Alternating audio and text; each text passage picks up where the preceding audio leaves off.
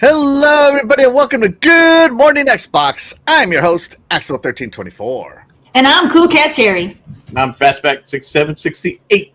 That's right. Good morning, everybody. Hold on, I gotta fix this. Hold on, I gotta put us all in our spots. There we go. All right, and another week has passed us by. What happened last week? Let me look here. Why am I looking with? Okay, yeah, there we go. Yeah, another week has passed us by. The first week of November, which means that today will be the last mow my yard gets for like 3 months. So that's cool for me, and I get to turn that water all the way down to like drips. Yes, love it. I mowed mine for the last time last month. So That's too. I tried it hasn't, but it grew a little bit. Did it? Mine didn't grow. A little early. Texas. Georgia grass said, "Nope, we're done." Nice. Anyways, another week has passed us by. Terry, did you actually play games this week? And if so, what have you been playing? I did not. I had mandatory overtime, and I was a very sad person. I didn't want to go in, but they were like, "You have to. It's mandatory." And I was like, "You jerks." Yeah, then it's not overtime. I'd be like, hey, mandatory for me means more money. Anyways, all right. So Terry did not play any games. What about you, Fastback? What about you? What did you play? I stayed pretty busy on the games. So been playing lots of Outer Worlds 2 here recently. Yeah. Obviously, still on Ball Cross Pit. Still lots of that. I think I have one more character or two to unlock. Nice. And I downloaded Asuka on. What is it called? So Asuka is a open world RPG. You play as a Viking left on an island, and you just get out there and start grinding. You know, stone, wood, all that stuff. It's kind of cool. It really doesn't hold your hand. So I've been just kind of roaming around the island, searching, and I haven't really built anything other than the campfire. So there is definitely mythology to it. So I was learning that. It's from a small developer. Got it on Steam, and I got to play it on my Xbox ROG Ally. Thanks to that, because I could play Xbox games and Steam games in my library with the ease. And so I did dock it. I showed a picture, shared it on Twitter, that it was docked, and I used my Elite Xbox controller. I hooked it up to the Xbox ROG Ally, and oh, you've done that? I haven't hooked up a single controller to my ROG Ally yet. So I have it on one of my HDMI settings on TV, and I can go from Xbox Series X and go to my ROG Ally with ease. So really loving it. I like that ability to go back and forth different platforms. That is good. Area. So that's the future of Xbox that we're gonna. It's the future, baby. It's the future. That's right. So I've been playing Helldivers, of course. I got sick this week, so for like 3 days, I really didn't do anything other than just sleep. So I didn't even want to know if I was going to be good enough for today. So, but thankfully, I'm feeling great today. Hopefully, it stays that way, because sometimes I wake up feeling good, and then like by midday, I'm feeling terrible. But hopefully today, I stay completely good. But I've been playing a lot of Silksong. I started playing Silksong. And it's everything Hollow Knight fans want. Trust me. So Silksong is amazing. It's fun. It's got great controls, and I'm playing it on my Ally, and it's running at 120 FPS on my Ally. My regular Ally. Okay. That's just crazy. It's not even the X. And I downloaded Outer Worlds because it says it should work on my Ally, work well. Does it work well, Fastback? On Outer Worlds? Yeah. Yeah, no, it does. I just played a little bit. Okay. On it, but I've played other games on it other than Ball Pit.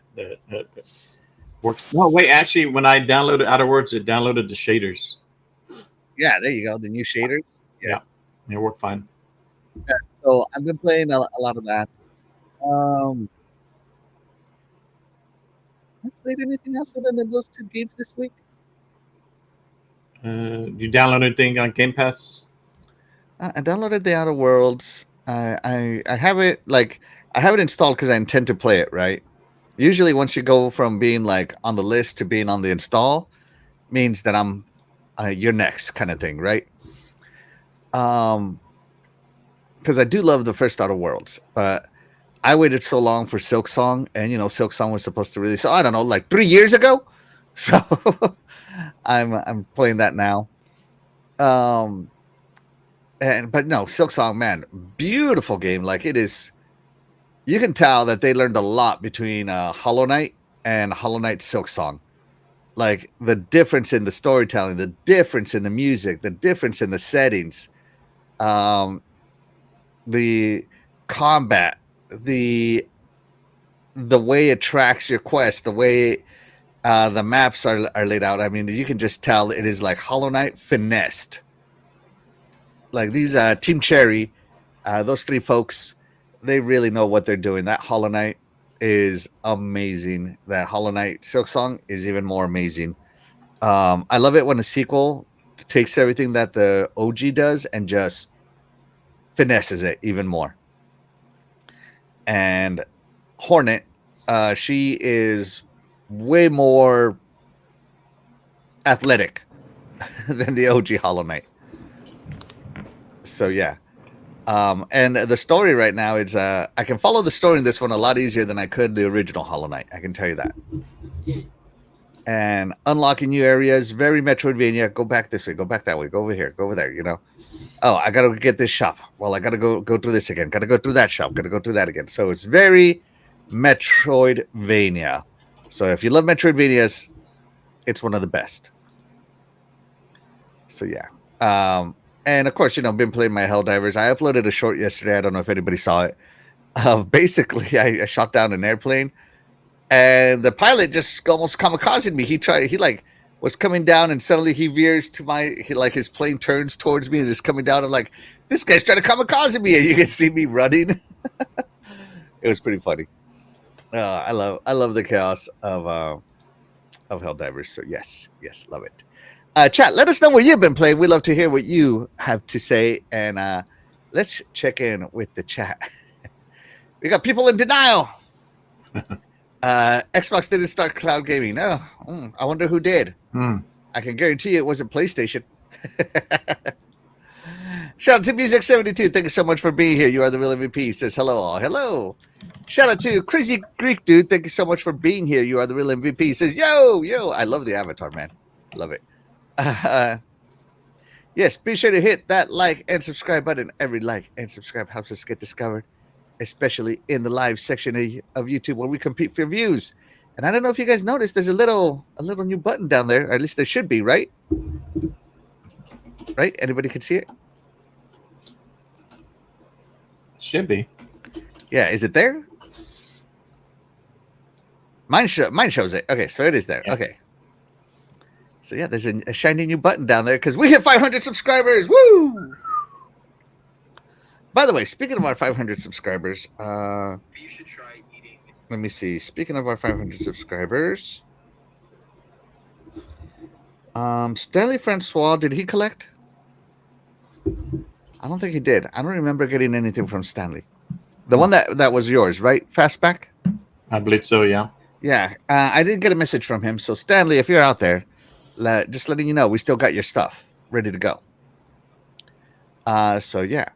Let's see. Shout out to Chair Walker. Thank you so much for being here. You are the real MVP. Appreciate you.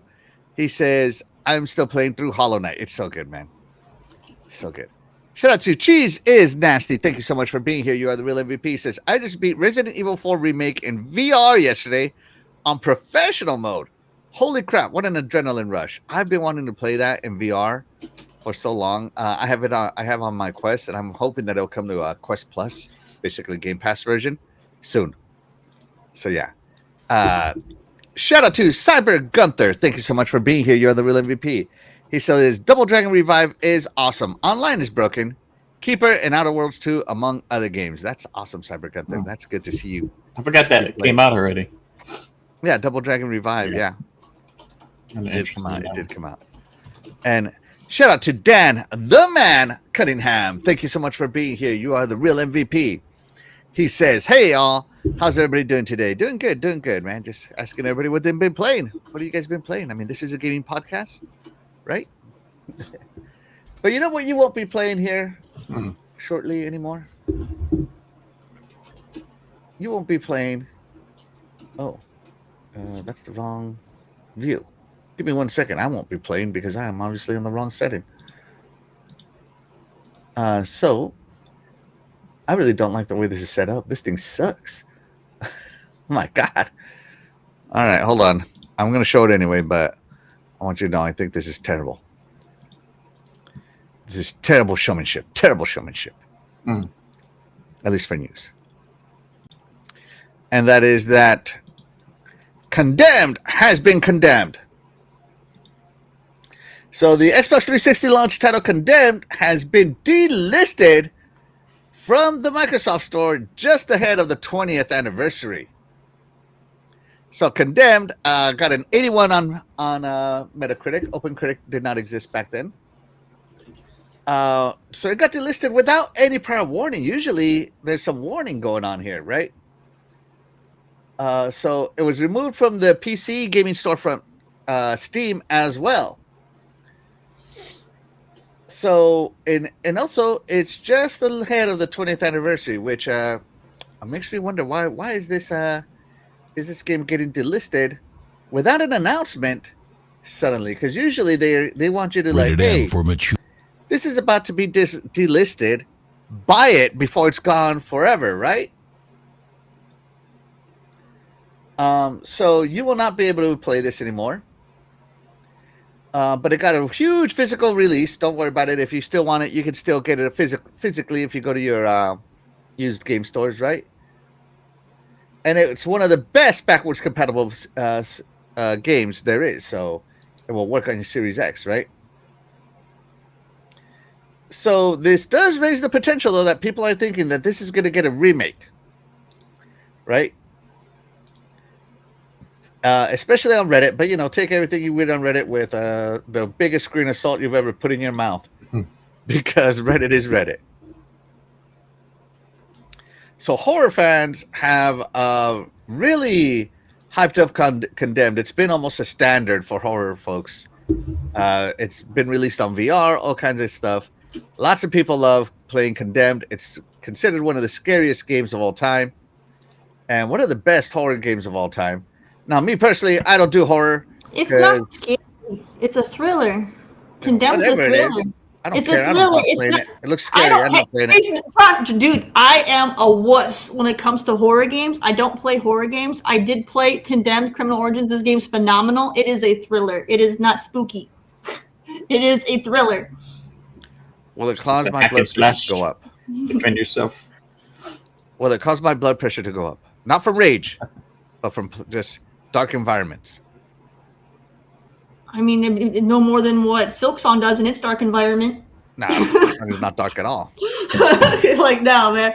No, this is not a spooky game. It's literally you're just a cop going in places and chasing a criminal that's kind of like a psychopath. Like, it's not horror at all. It's thriller. 100% thriller. And you're not convincing me to play it. I'm still. It's so good, though. It's so good. Like, I don't play horror games because I can't stand them, but this one was so good. I highly recommend. Highly recommend. Like, it's so good. Like, don't get me wrong. I totally think if you would like this game, you should 100% play it. But everything Terry has said, it's not horror, it's thriller. You still have not convinced me. It's so good. It's so good, though. But I'm sure it's a fantastic game. If you have the cojones to play this game, good for you. But I'm not. I'm out. Dude. But are you sad that it got delisted?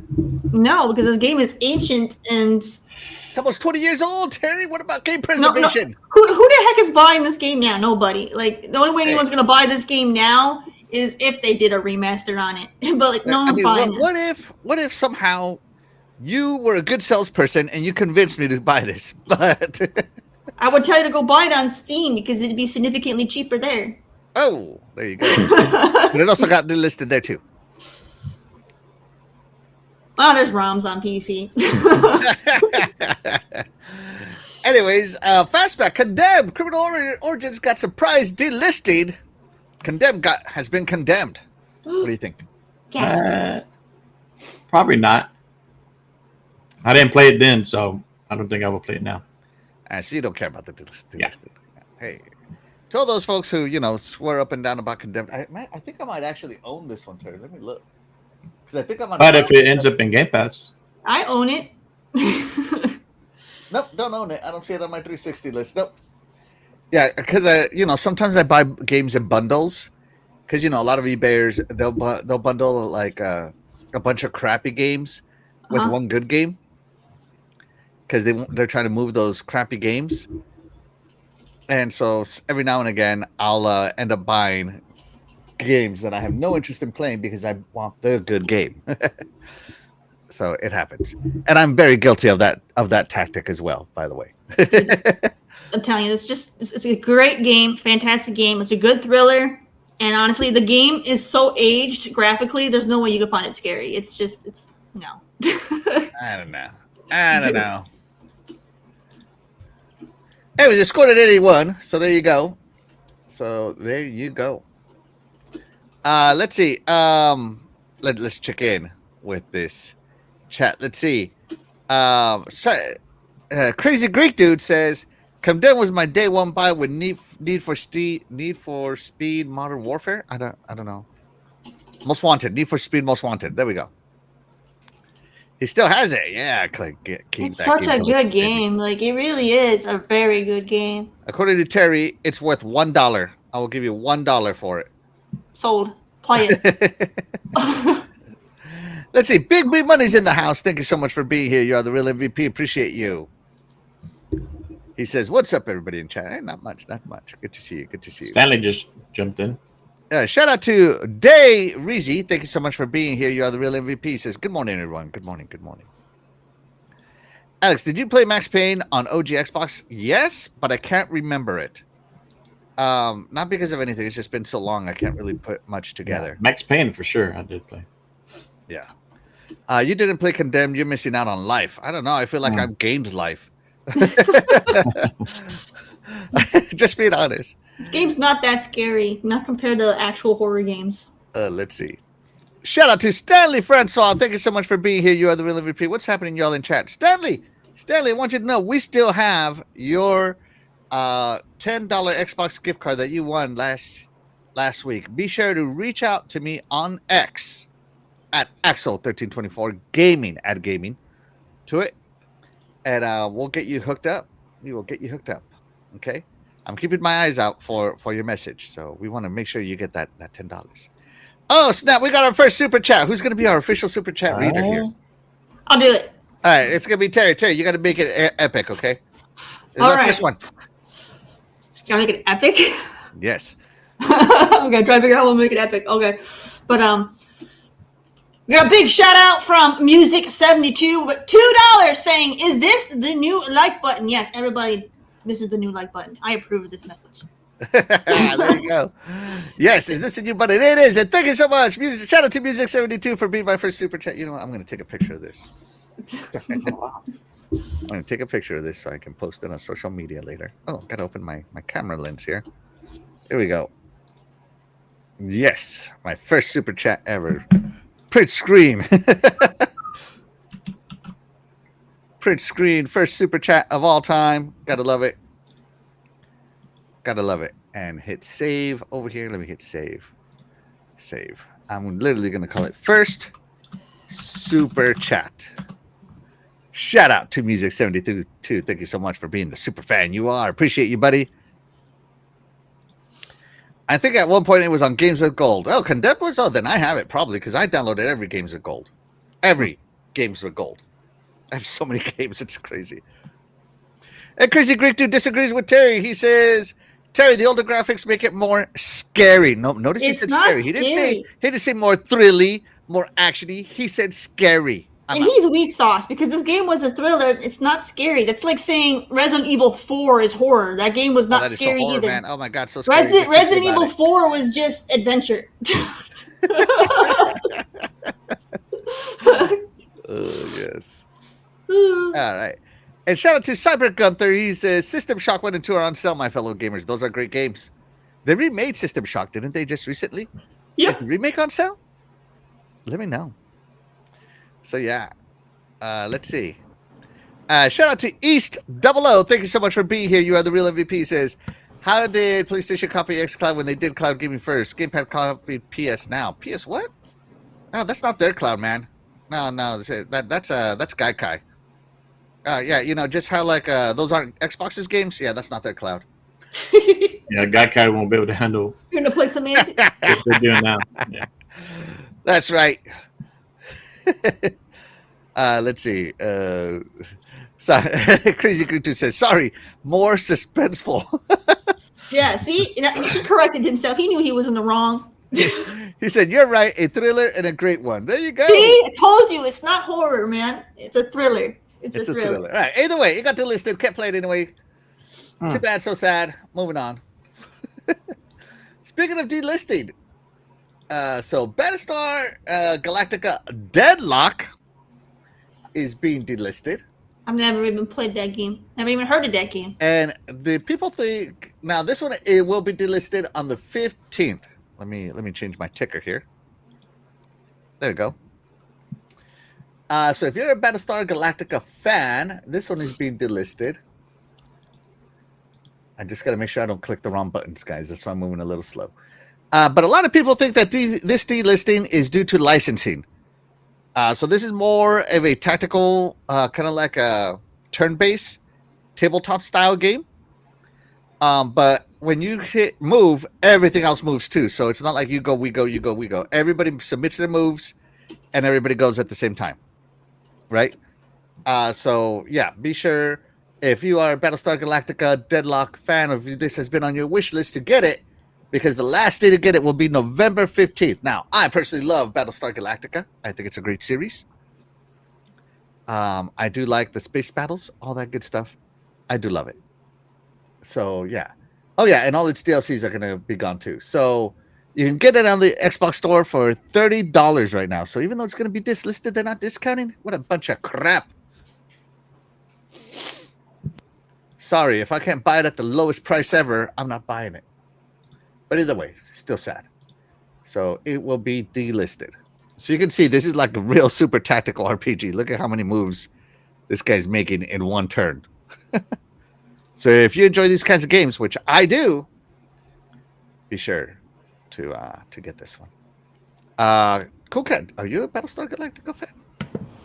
A little bit. I mean, I didn't like the original too much. I did watch like the remake one. Yeah, the one on with Katie, what's her last? The blonde girl. I know who you're talking.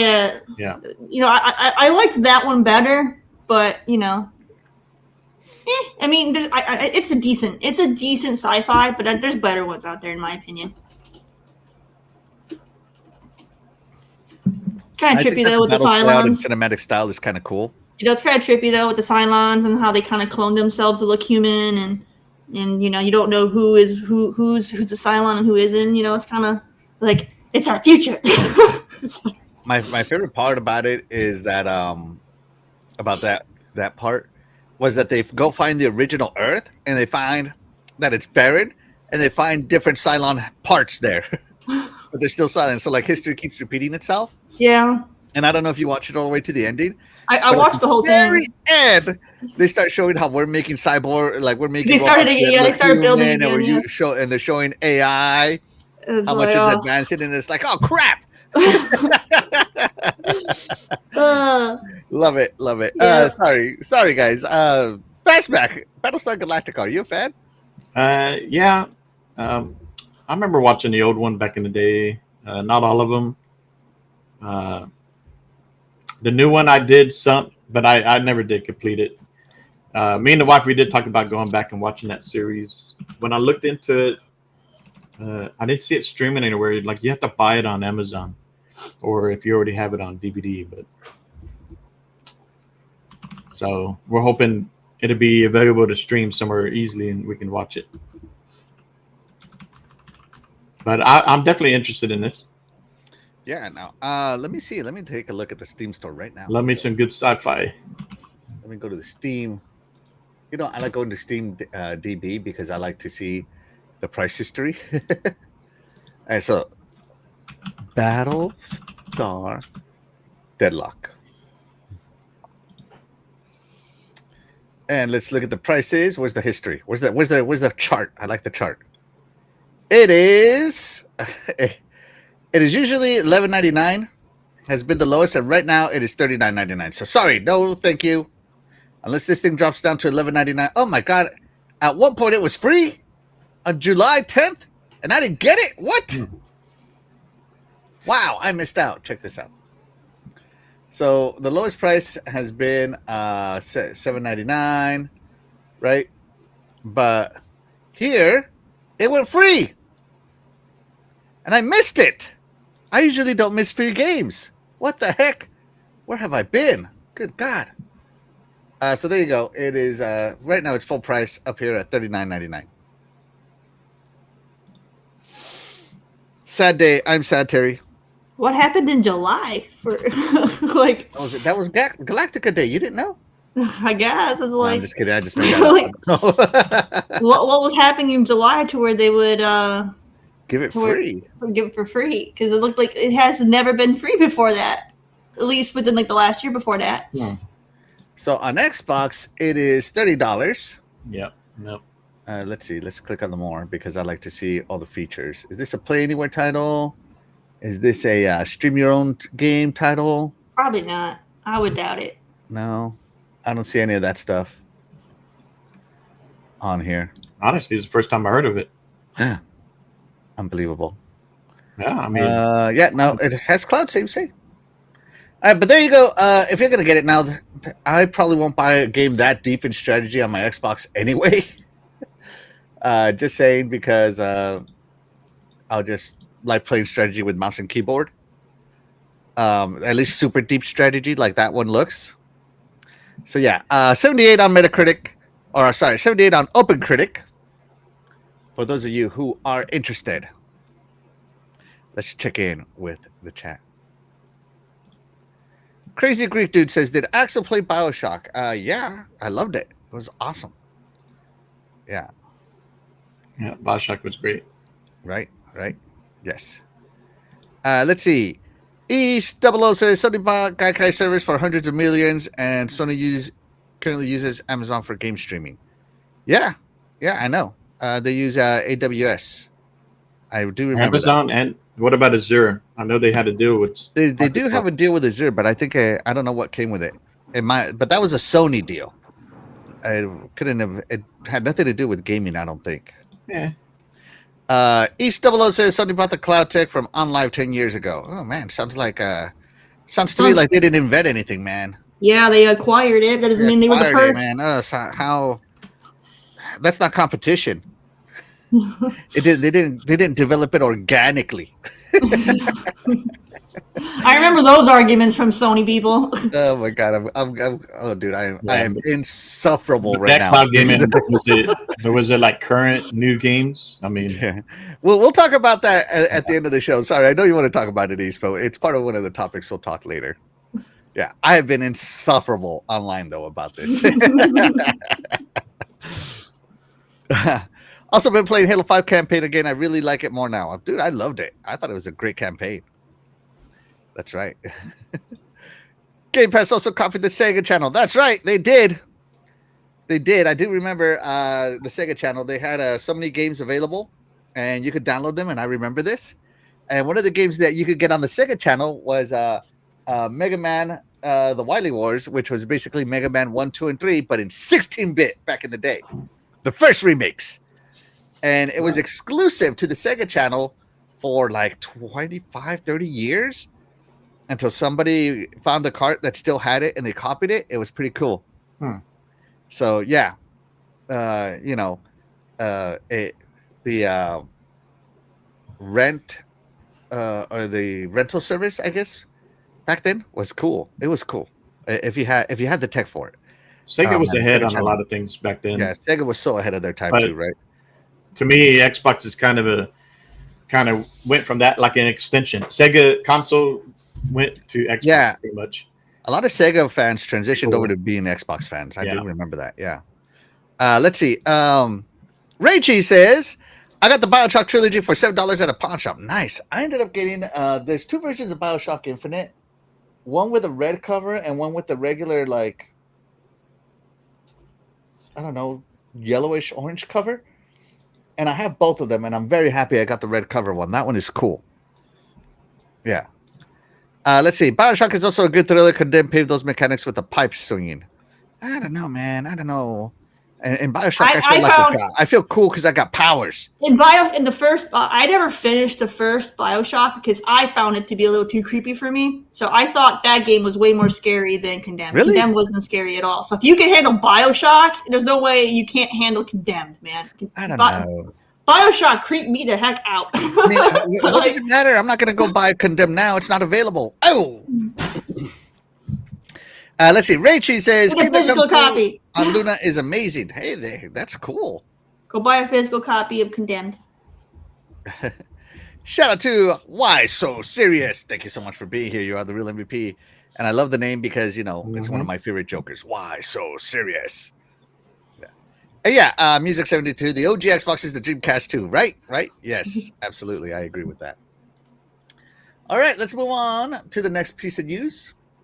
Terry, let me know if you've seen this trailer. Let me fix my text here. Show. So there's this cool game that apparently is freezing. There we go. There's a cool game called Darwin's Paradox that is supposed to release, but it has been delayed. This is a game from Konami. Right, it got announced at the. I don't know where it got announced. I don't remember, but I remember being happy when it got announced because I'm like, this looks like my kind of game. I remember seeing this trailer. Yeah. So it's supposed to be releasing at the end of this year, and I was very excited for it. But the release window has now been moved to 2026, and the exact release date has not been given. It just says release window. Nor has a reason for the delay been given, which kind of sucks. The game, however, is also dropping the standard Nintendo Switch version. So this might have been on a Nintendo thing, right?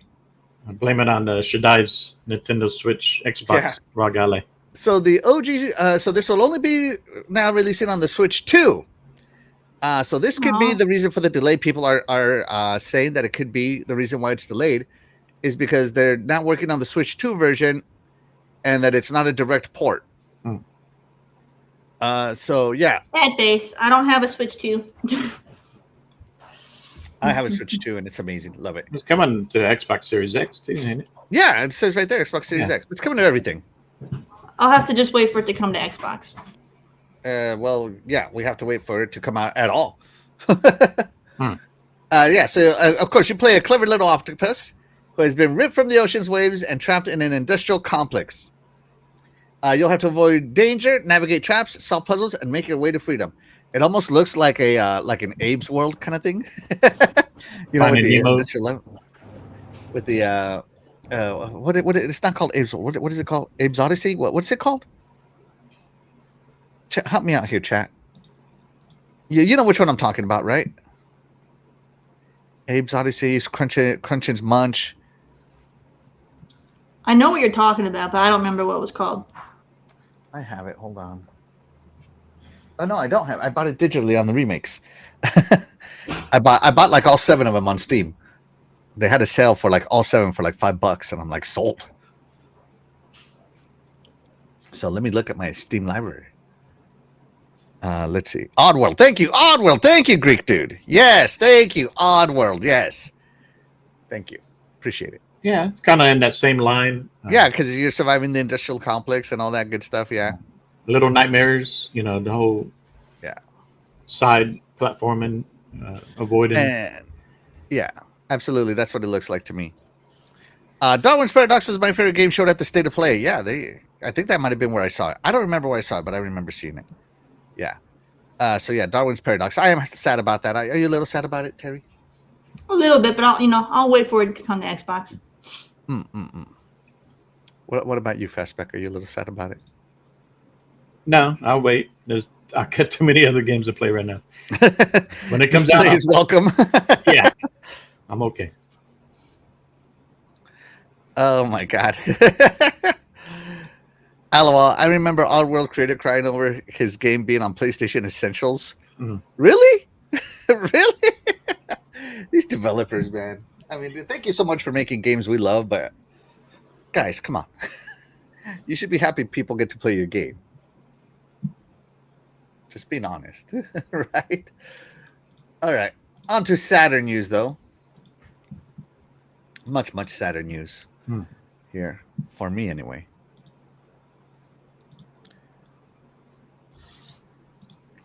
Marvel 1943 Rise of Hydra has been indefinitely delayed.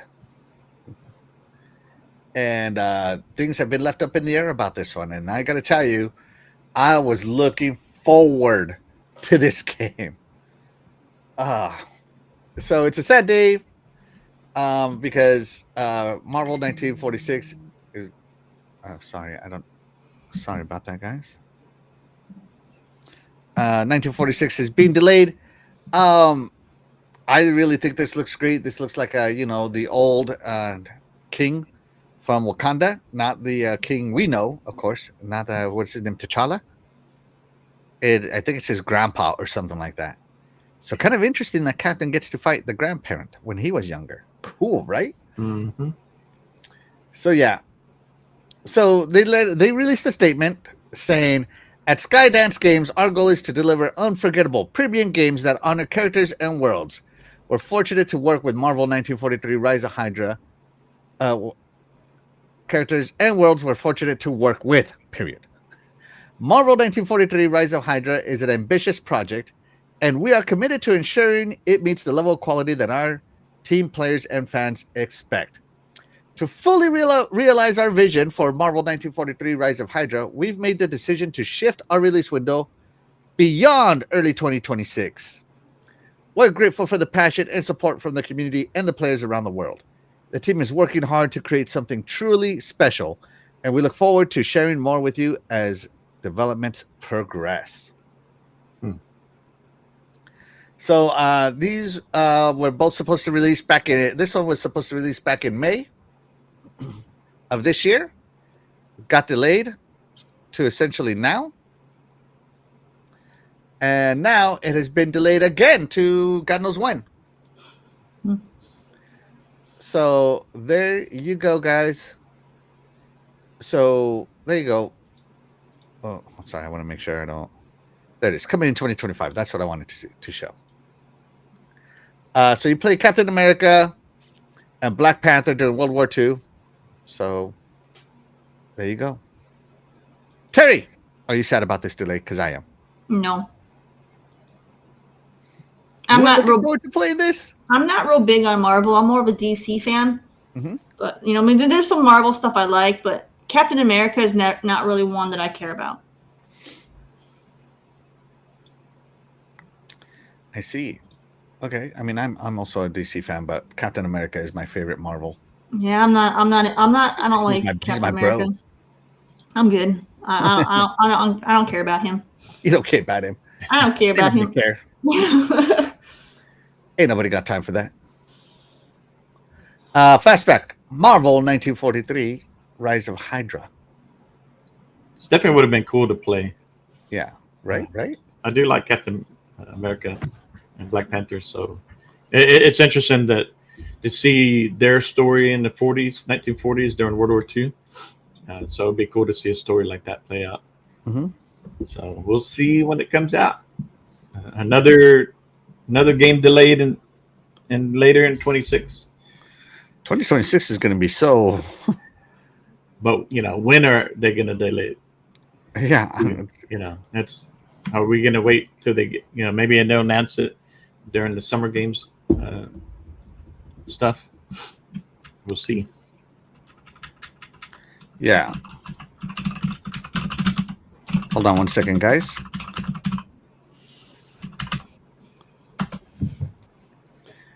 sorry how to. It takes a lot to run a little show here. All right, so nobody's really upset about Marvel. Let me see. What about the chat? Is the chat at least upset with me? Let's see. Oh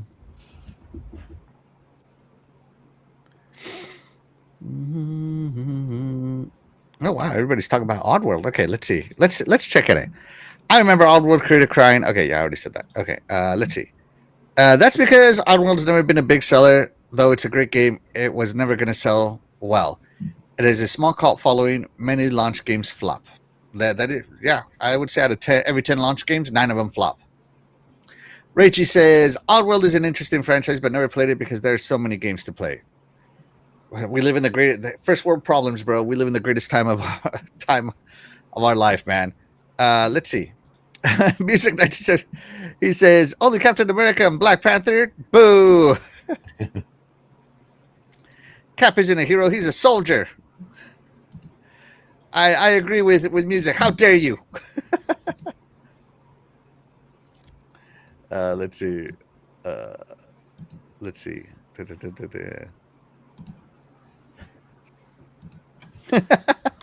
Dang! Look at. All right, let's look at these gymnastics here. Microsoft snaked Sega. That's why it seems like the Dreamcast 2. They stole the Dreamcast controller design and had Peter Moore shut down Sega of USA without warning and instantly go to Microsoft. Oh! Okay. Dang. Oh, man. Let's see. Enjoy your game, sir. Yeah. Let's see. And yeah, we're going to talk about that one next. So let's talk about that one. So let's move on to the next topic here because the chat is already talking about it. Let's talk about the big delay, the one that made Terry start crying yesterday. That is the delay of GTA. The delay of GTA, Terry. Gather yourself. Pull yourself together, man. That's why Eternal Should Die is not here. That's right. He couldn't handle it. He couldn't handle it. He couldn't handle Nor his the reality PC. of this, right? All right. He couldn't handle this reality. Terry, are you okay? I couldn't care less about this game. Every time they delay it, I kind of laugh because I'm like, this game is stupid. It's never going to come out. They've been working on it forever. They spent billions of dollars on this game. The people have the expectations of this game are so high. There's no possible way this game's ever going to meet the expectations the fans have put on this game. I really feel like this game is going to be dead on arrival. Like, it's going to sell. It's not going to be dead on arrival as in for sales because everyone's going to freaking buy it because it's GTA. I was going to say, I'll pay you $1,000. You're wrong on that statement. It's not going to be dead for finances. It's going to succeed. People are going to buy it. It's going to be dead in the fact that it's not going to meet expectations, and it's going to be the biggest disappointment since Cyberpunk. All right, it's going to be. I don't think so. I'm waiting for mass returns. That's what I'm waiting for. Jeez, oof. Wow. Not only does she have no excitement, she's hoping for the worst. Screw you, GTA. They're trying to do too much. Instead of just making it your standard GTA game, they're trying to put every freaking game genre under the sun crammed into this game. No. I feel like they're trying to do too much, and it's. I don't know. I mean, people are still going to buy it because GTA. They can be the worst game ever made in history, but because GTA is slapped on it, people are going to buy it anyway. But no, I feel like they're trying to do too much. They've already spent way too much. There's no way they're going to be able to make that profit back. They spent billions on it. They're not going to make billions. I don't know, man. I'm just messing with you at this point, Terry. Okay. But speaking of messing with Terry, hold on. I got to find this. Here it is. There it is. Here it is. Terry, show me on the doll where GTA touched you. Show me where it touched you wrong, Terry, and we'll get to the bottom of this. No. Nico. Oh, yeah. All right. So not only is it going to fail, but Terry's hoping it fails in spectacular fashion. So we did get an official announcement from Rockstar Games here. Fastback, do you want to read this one? Let me zoom in. Enhance. There we go. Rockstar Games. Hi, everyone. Grand Theft Auto 6 will now release on Thursday, November 19th, 2026. We'll see if that happens. We are sorry for adding additional time to what we realize has been a long wait. But these extra months will allow us to finish the game with the level of polish you have come to expect and deserve. Again. All right, there you go. So, GTA 6. Fastback, are you affected by this delay? No, I think I loved Grand Theft Auto. San Andreas is probably my favorite, and that had everything in the kitchen sink, you know. But I'm kind of used to the delays from Rockstar, with the 5 started off on the 360, and then they brought out Xbox One. They delayed the online, right? They kept promoting that. I was waiting for the online, and that took a while. Finally, that came about.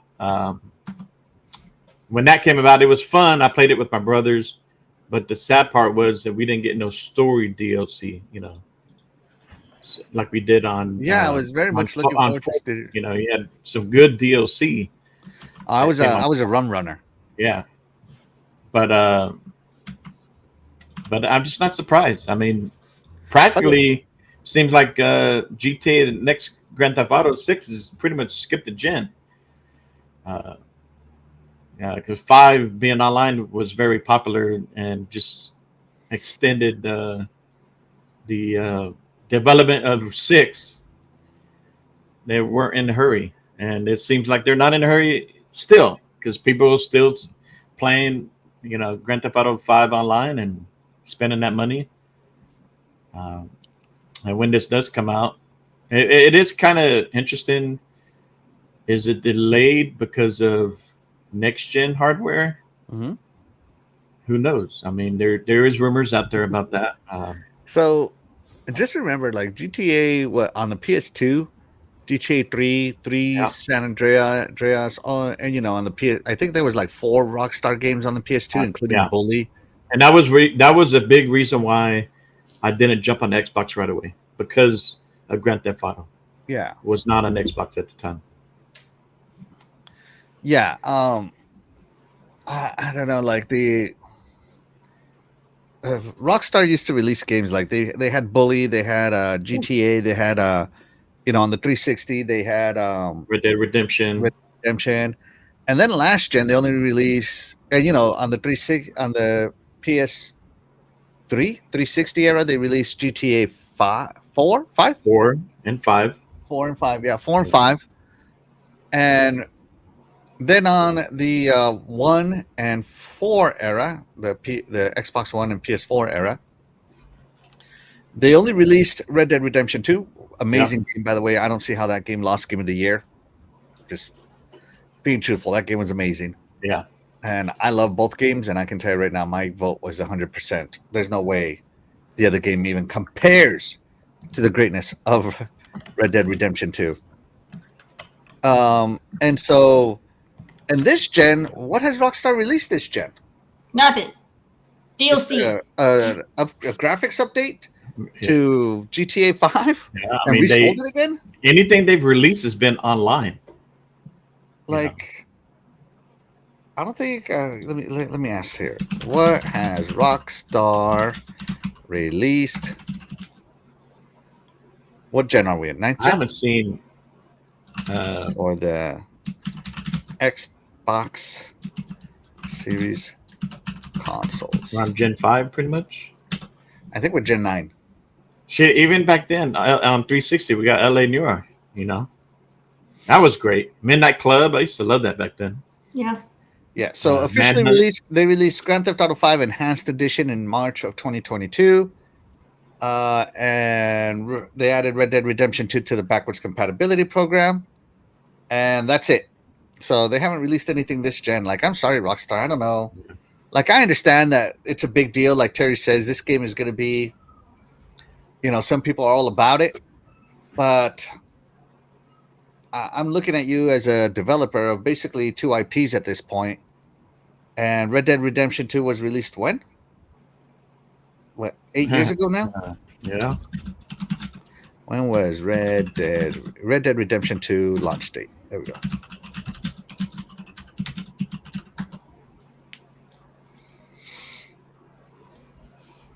Uh, 2019. So it's been 6 years. That seems. I Like don't know how big their studio is, but you would think they would have. You know, they had the money. They have the talent. You think they'd have another division, and maybe the Red Dead Redemption 2 is. I guess maybe they share it between each other, but yeah, I don't know. Oh snap! Stop everything, Terry. Make it epic. All right. All right, we got a big shout out with the super chat from a Chael Walker, $2. GTA, is that supposed to be 6? 6. GTA 6 is a 2028 game. LOL. Suck it. Game is overrated. And I can't say anything else to be inappropriate. So we'll move on. That's right. I read between the lines what he really was trying to say there. That's right. Table tennis. That's so funny. Mm-hmm. That's right. You're gonna have to. Let me see. Where's what I'm looking for?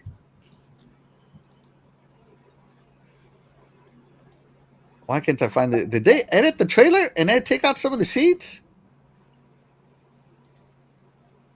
Oh my! They gave us a new trailer. GTA 6. Oh, this trailer too. Okay. False advertising is what it is. Watered down false advertising. That's why it's never coming out. That's right. Well, those guys need to get to work. Let me see. Let me catch up with the chat real quick while we're taking a break here for a minute, and then we'll get back to you. Okay, Fastback? Yeah. Let's see. All right, here we go.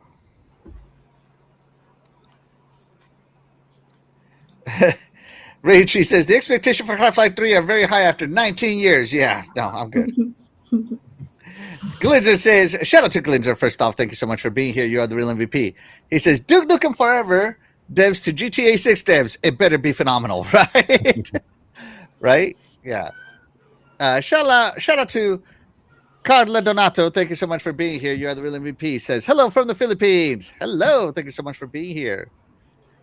Let's see. Let's see. Rachie says, GTA 5 making billions, yet the gameplay of it is super clunky. I feel like controlling a ragdoll. That's the GTA physics. I thought that was one of the reasons everybody navigated to it. That's what I thought. Let's see. The original graphic god, shout out to Double G. He says, good morning, fam. I'm happy Canadian extra long weekend. Hey, what's going on in Canada? And shout out to Double G. Thank you so much for being here. As you know, he does all the art on my shows. If you need any art done, the graphic god is your man. I think they're celebrating Veterans Holiday also around the same time. It is Tuesday. Bring this up. Music 72 is guessing that you got touched on the other side of this stall. Is that true, Terry? Is that where GTA touched you? I can't say. I love this doll. I'm going to keep it here forever. The doll should be wearing a gimp suit, like with San Andreas. I'm going to like Photoshop Terry's face onto this doll. Don't you dare! Don't you dare! Don't you dare! Oh my god. Oh, hold on. I got it. Hold on, let me see. Okay, can I do this? Hold on. Well, let me do it. No, I won't. The doll is the wrong format. Dang it, I can't do it over right now. Okay, later, Terry. All right, other side of the doll, according to Music 72. Shout out to Music 72. You get my humor. Let's see. Let's see. I think GTA 6 will be Rockstar's last new GTA. They'll jump onto the remake train for GTA 3, Vice City, and San Andreas. Yeah. Oh, Dave Reese's in Terry Camp. Unpopular opinion, GTA is overrated. Why So Serious says, poor B Money. GTA 6 is like the Chronic album. Oh my God. Red Dead is butter. Not waiting on it at all. Let's see. Let's see. Oh my God. I can't wait till we get to this topic later on. It's gonna be great. The chat's gonna be fire. Let's see. Naughty Dog and Rockstar both took this gen off, right? Right? Pretty much. Yeah. Okay, and yeah, I was right. This is Gen 9. We are in Gen 9. Okay. Rockstar Table Tennis 2. Dude, Rockstar and Naughty Dog are both overrated. Naughty Dog, all they know how to do is remake their same game over and over again because they don't know how to make a new one. And then Rockstar, they don't even make games anymore. They just keep releasing the same one. So, like, they're in the same boat. Yeah, how about you get the Last of Us remake, remastered, reimagined, director's cut, re-released. But Re-release. Naughty Dog ain't making the money that Rockstar has. I'll tell you that. That's true. A lot of people haven't. Rockstar has made so much money on GTA Online. That's probably why they've given up. Given up on creativity on creating other great games. You know, they're just we'll do it tomorrow. They just want to keep bankrolling on GTA 5. Right. Yeah, no, GTA, but I mean, GTA 5 is still making the money. I mean, it's still like, if you if you follow NDP at all, you know, I stopped reporting on it because I think it's boring. Look, but if you follow NDP at all, you can see that GTA 5 is on every month's top 10 for like this is what 5 years. They have no motivation to release GTA 6. I agree. I agree. This is the issue. You know, gamers always say you got to speak with your wallet, right? No, if you want GTA 6 that freaking bad, stop playing 5 so that they'll have some motivation to finish 6. How about that? Stop playing 5. Uninstall it. No, if everybody stops freaking playing that dumb game, they'll have no reason to continue releasing junk for that dumb game, and they'll actually get the other one done. Good luck with that. That's like telling people to stop playing Call of Duty and Fortnite, stuff like that. That's never going to happen. Never going to happen. Never going to happen. Yeah. Let me. They're zombified. I wish LA Noire had a sequel. That was an awesome game. I love the face tech on that one. Glinzer says Rockstar abandoned Manhunt and Midnight Club. They did. Let's see. Naughty Dog is better than Rockstar, Terry. Their games are better than GTA 5 and boring Red Dead Redemption 2. Oh, I don't know about that one, man. Yeah, I've played Naughty Dog's, stuff. Their games are mid-tier. Yeah. The first Last of Us was really good. The second one bored me to tears. It was empty. It was eh. And then, nah, man. Like, Naughty Dog's overrated. Let's see. Rockstar didn't even give console players 60 FPS yet. That's right. All that money, and they won't even upgrade us. They didn't even have to. Didn't. It didn't hurt their bottom line. Terry read between those lines perfectly, right? That's right, I did. And I'll also say Red Dead Revolver is way better than Red Dead Redemption. Oh, and hell no. Rockstar, no. Rockstar's too dumb to make a good game. That's why they haven't brought back Revolver, man. Get this woman an Atari. she'll be telling you that Revolver is superior. the greatest game ever made. Revolver is superior. Terry, where did Rockstar touch you? I have a feeling this is more about Rockstar than GTA. Where did they touch you? I don't like Rockstar, man. Let's see. Rockstar used to be great. I'll give them that. I used to love Rockstar. They were great. They had a lot of great franchises, but now they suck. They suck. Right. Let's see. Cloudstar? Rockstar. Okay. Rockstar is going to have a hard time living up to GTA 5. The memes in that game are still relevant today. Don't know how they will top it, right? Right? It's going to be it's a mountain to climb. It is a mountain to climb. I agree with you. Let's see. Lots of people engaging with one another. I'm going to let them do that. Oh, Reggie says the Coalition is overrated. They haven't released anything since Gears 5. Hey, don't forget about Gears 5 Hive Busters, buddy. Don't forget about Hive Busters.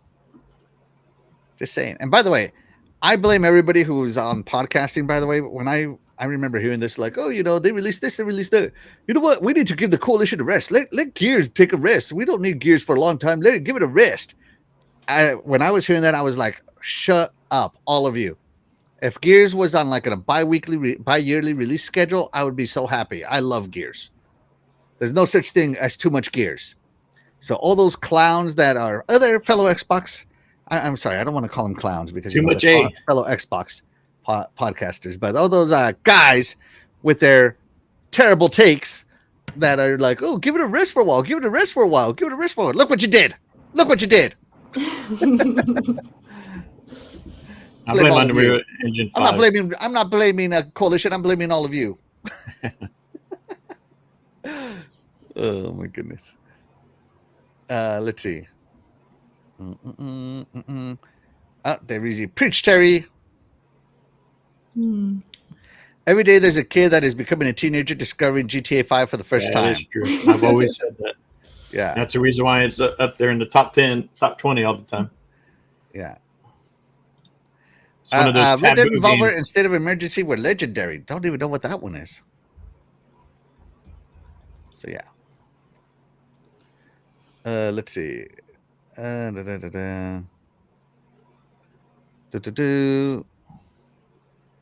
Let's see. Here we go. All right. So, sorry, Fastback. Keep going. Now that I've caught up, you are free to keep going back to what you were saying. I don't remember what you were saying. Just being honest. Nah, I'm good. I'm just going along with, but I can wait. I mean, I really wanted to play this game when it originally was supposed to come out in March, right? Then they delayed it to next year. And I'll tell you when Rockstar touched me. When I was first playing GTA and they wanted me to kill police, it touched me here in my innocent heart. It touched my innocent heart because I was young. I was a young teenager being told to kill police, and I'm like, what? No, that's wrong. They're the good guys,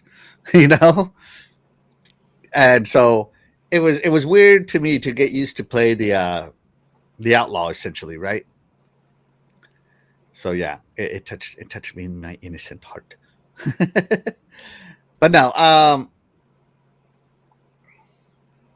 not going to say anything negative about GTA games. I'm just going to say that I've never finished a GTA game.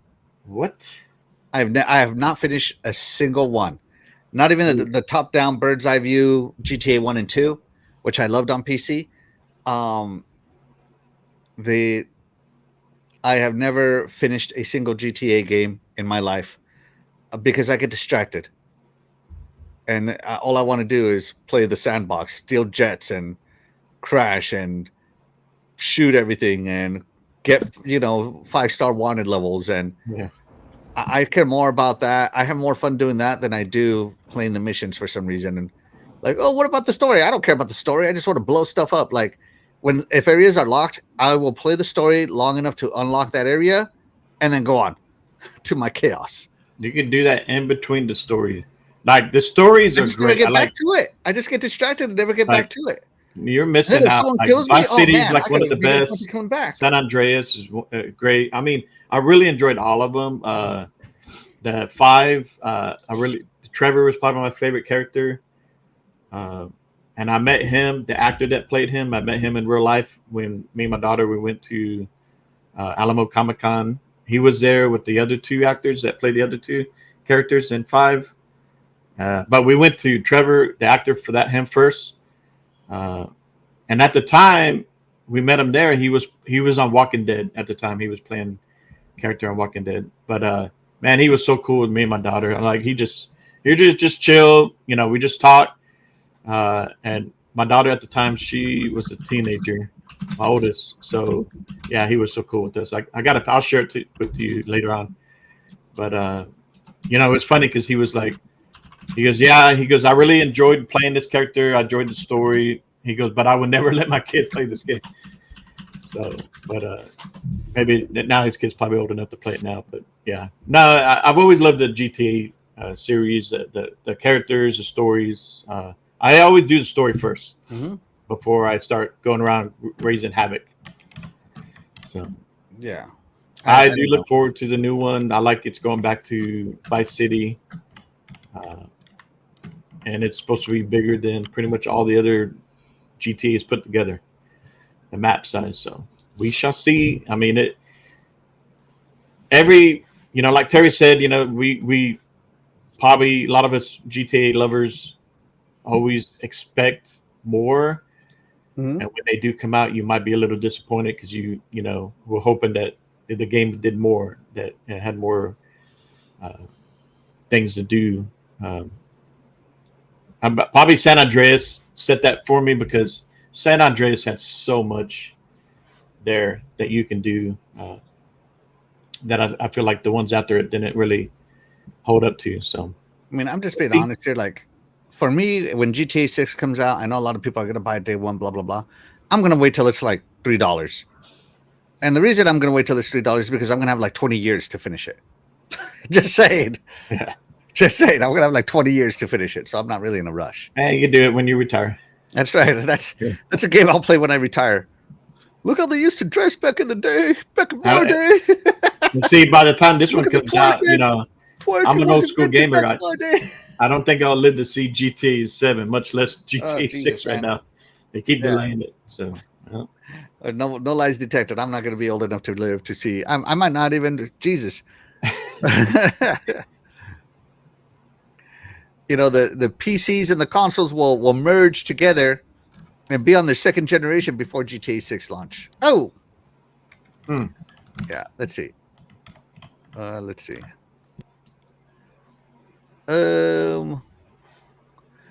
right, so we had a poll in the chat though, asking fans how they feel about this. By the way, I agree with. Where's Crazy Greek Dude? Here we go. Crazy Greek Dude says GTA 5 is the first one I'll finish the campaign. It's taken me 13 years, still not done. Right, you might finish it before they release GTA 6. Right. Funny story right there. That's funny. Terry, we had a poll asking the chat if they're sad about this. All right, how's the GTA 6 delay hitting your hype levels? Still locked in or cooling off? 62%. Hype has cooled off because the game sucks. 30%. 30%. The delay stings, but I'll survive because, we got better things to do with our lives. And then 8% said that they're still locked in and counting the days because they can't, I don't know. These guys are no lifers on GTA 5 Online. So that's what that is. There you go. All right, everybody. Yeah. Rachie says more hype about Anata over GTA 6. I don't even know what Anata is. Let's see. All right, moving on. So let's get on to some leaks, Terry. The Avowed, which released to good reviews, right? So according to a Fallout New Vegas designer who, coming from the same developer studio that Avowed came from, according to Obsidian Entertainment's collaborator Chris Avellone, protect your job, bro.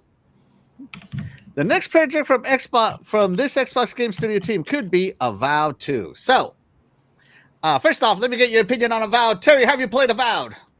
I play a bit of it. I got bored. How dare you? The game is boring. Oh, God. But this lady's over here like, yeah, give me Atari. ET's the best. I'm just kidding. All right, no. Why is it boring, Terry? Because it was boring. It was. I couldn't. I stopped playing it. I only put in maybe 3 hours, and I was like, screw this game, and I moved on and never went back, and I don't miss it. I was enjoying it. I didn't like Why it. did I stop playing? Oh, that's right. I got hospitalized. That's why I got stopped playing it. I found the game to be overly. I mean, the environments are really pretty, but gameplay wise, it was lacking. The game is gorgeous. There's no doubt. It's beautiful. It's a beautiful game. It's just gameplay. Beautiful, man. There's gameplay is the most important thing, and it was just boring to play for me. I didn't like it. I think the companions are nice on it. My first companion is my favorite. I don't know why. I always get most attached to my first companion in most games. All right, so Avowed. What about you, Fastback? Did you play Avowed? I played it and beat it. Ooh, you beat it. What you Good think? game. No, I enjoyed it a lot. I enjoyed the characters. Dialogue wasn't too bad, not too long.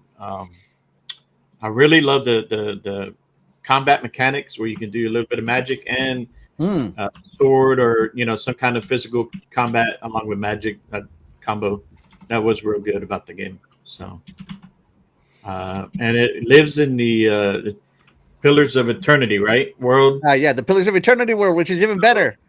It does it. It's kind of a cool introduction in it. Like you want to get into that world. I know Turner Shaddai is a big time. Yeah, which is sad we don't have Shaddai here because he could totally tell us all about it right now. But I'm not surprised. I think this one did well, and I'm not surprised the second one's in works. So this one joined my backlog because, like I said, I was playing it and then I got sick, and then I stopped playing it. And when I came back, I couldn't remember what I was doing. If you had the Xbox ROG Ally, you could have played it. Oh yeah, if it existed back then, I would have. Yeah, I know, right? Yeah, you're absolutely right. If the ROG Ally was a thing, you know what? I might install it on my Ally and there you go. Yeah, it looks good on there. Yeah, I love my Ally so much. It's so good. Let's see. So Avowed. So according to a tweet from Avalon, right? So let me show you the tweet here. It says, apparently, aside from DLC plans for Outer Worlds 2, it seems like Obsidian is making no plans for Outer Worlds 3. But they are doing Avowed 2. That's a dumb statement because Outer Worlds 2 just came out. Yeah. Why would they be working on Outer Worlds 3 right now when they just released it? Outer Worlds 2. So right? It makes sense they're working on Avowed 2 if that's the plan. I mean, come on, people. I saw that and I was like, okay. Yeah, that's a dumb statement. Yeah. Now, keep in mind that Obsidian also announced that they added turn-based mode for Pillars of Eternity, for those of you that like the slower gameplay, right? They do... Obsidian is like the studio right now at Xbox, just being real honest here. They released, 3 games this year? Avowed, Outer Worlds, and Grounded 2? Yeah. Mm-hmm. And before that, I mean, they were already on good release cadence too. Yeah. So, Obsidian is that studio. I will say they are my best studio of this year. Dude, I love the Obsidian, the cadence they work on. I'm sure that they're being used as an example for all Xbox studios. Oh, yeah. I am 100% sure of it. They are managed very well. They know how to work on multiple games. Right. And by the way, this guy fights the way I fight, shield and spear. Nah, that's not for me. Or I do shield and or I do shield, book and wand. I did book and staff. I think I used the staff the most. Yeah. With the book, that's what I probably did most because of the reach from the staff. So I think Terry's excited because they're going to release another mushroom plant for her. Oh God, no! Do you remember that thing, Terry? Oh my God, dude! You guys want to see? I don't remember what the episode number was, but you guys, those of you who are newer here, if you haven't seen it, if you want to have some hilariousness, you need to go back and rewatch our episode where we were doing rating the Avowed barbecue. The Avowed barbecue episode. Like you want a good laugh of me just going in on Avowed's launch. Was it their collector's edition or something with their, or I don't remember. We called it the launch barbecue. Was it good to eat? Was it good enough to eat? Did they cook or did they not? And Terry said they didn't cook at all. I went in on them, man. Oh man. So if you want a good laugh, go check out that episode. Yeah, that one was funny. That one was funny. All right, let's see. Shout out to Sir X-Man. Thank you so much for being here, Sir X-Man. You are the real MVP. Appreciate you, man. And if you guys don't know, Sir X-Man is a PC guy. So we just finished talking about PC stuff a little while ago, but we'll get back on it. Let's see.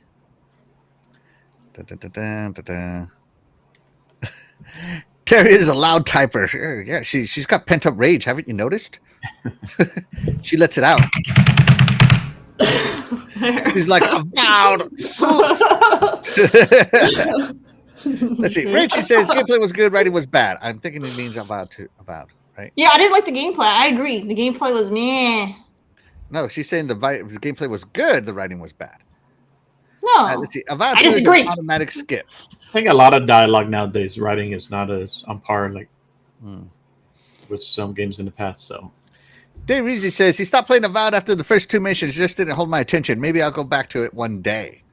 Maybe the writing was bad because maybe a lot of it was done back when the Writers Guild was doing their Strike? Their strike. So maybe The game was the Gamers Writing Guild part of it? They were. Yeah, you're right. Yeah. They were, because a lot of games got delayed. I do remember that. yeah, and a lot of games Yeah. had terrible stories and writing. A lot of games did. I mean, look at the new the recent Dragon Age, like that. The writing in that one was terrible. Yep. So, you know, that's one big reason why I didn't play it. You know, gameplay was fantastic on that game, but the writing trash. I might restart this game. I don't know. I might think It's I might just worth go it's worth doing it, and you Yeah. know, the longer you go, one of the favorite weapons I forgot to mention was the rifle. You know, definitely leveled that up quite a bit. That was real powerful for me. I remember seeing Dreadful play this game, and all I ever saw him do was die. Let's see. Chet Walker says, I need to finish Avowed. Yeah. Let's see. Dave is saying, not to say it's a bad game. Avowed just isn't for me at the moment. Hey, everybody has their style of game, man. Everybody's got their style of game. I mean, yeah, if it's you all watch the subjective. Funny Video Games Everybody's podcast on Friday, and actually here as well, Terry has coined my style of games as Axel games. Because I play very different style of games than everybody else. Terry plays very different games than everybody else. Everybody has their style. Yeah. And that's why gaming is the best hobby in the world, man. Because it supports multiple different types of people's styles. Yeah. I'm gonna go play Greedfall 2. That's better than Avowed. Oh, what the hell? What kind of blasphemy is this? Greedfall. Greedfall. Get out. You can. Come on, that's a great RPG. Ugh. I knew a few people that liked it. I feel haven't bad tried just saying the name. So much fun. Avoid is like fail blade. Failblade 2. Failblade 2. I almost said Fable. Failblade.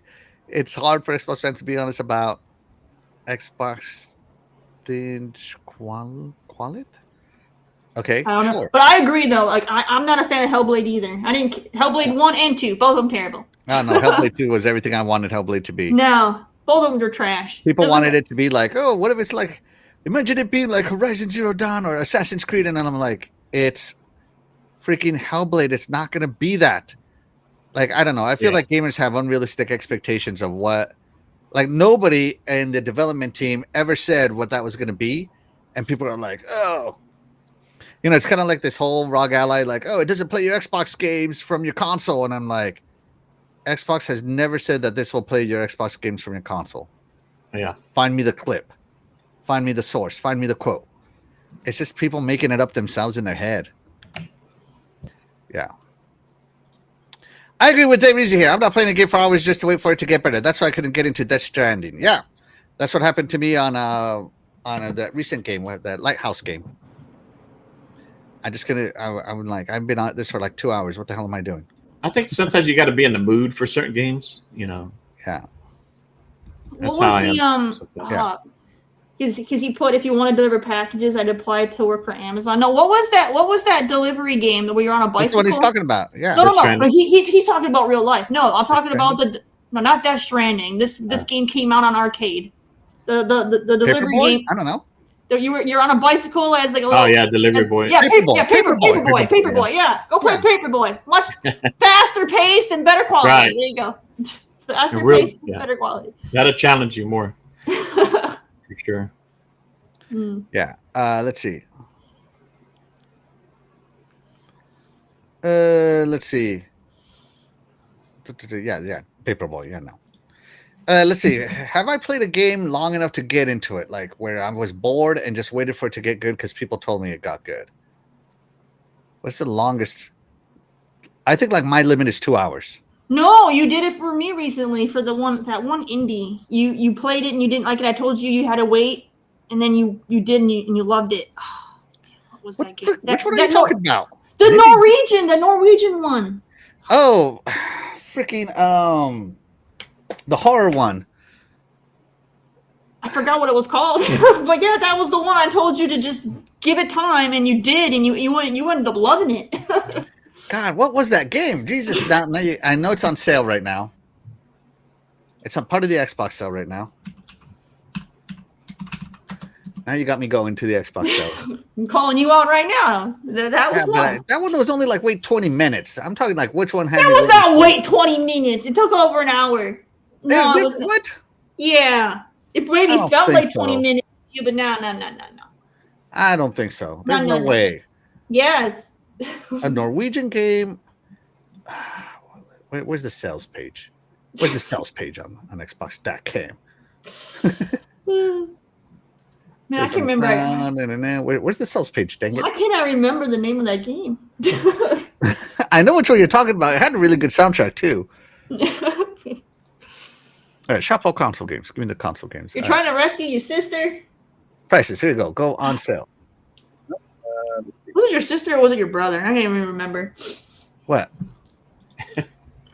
Were you the brother trying to rescue the sister, or were you the sister trying to rescue the sister? The king of the mountain. Something.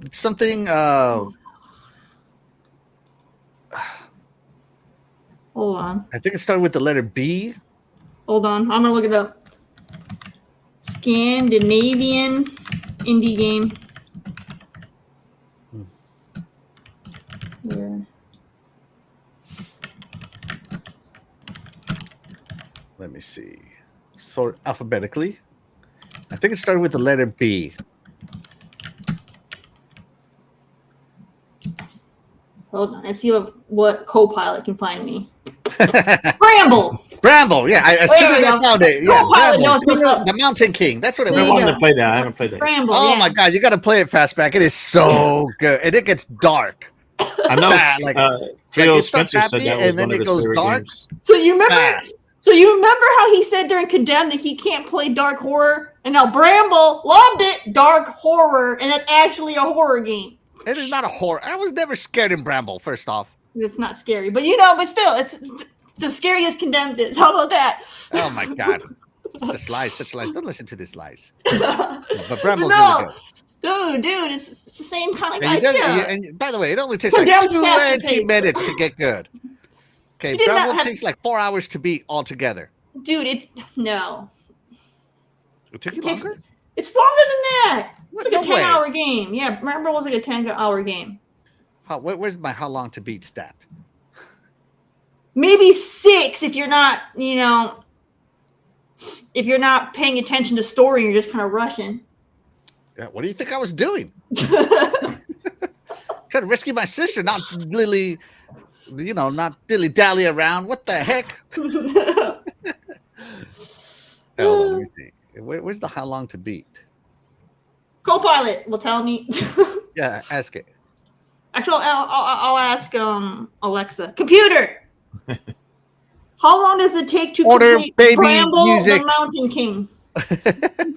Based on current traffic, it will take about 4 hours and 34 Dang minutes to drive there. Oh, who was right? That's right. The Oh, lies stick on you that. tell. Yeah. The lies you tell. Oh, all right. Hold on. All right. Sorry. Let me. I'll give it to you. I'll give it to you. Paperboy Stranding. Chael says Keeper was very good. I don't know. I can't get into Dave it. Reezy! You know what I said. Let's see. Let's see.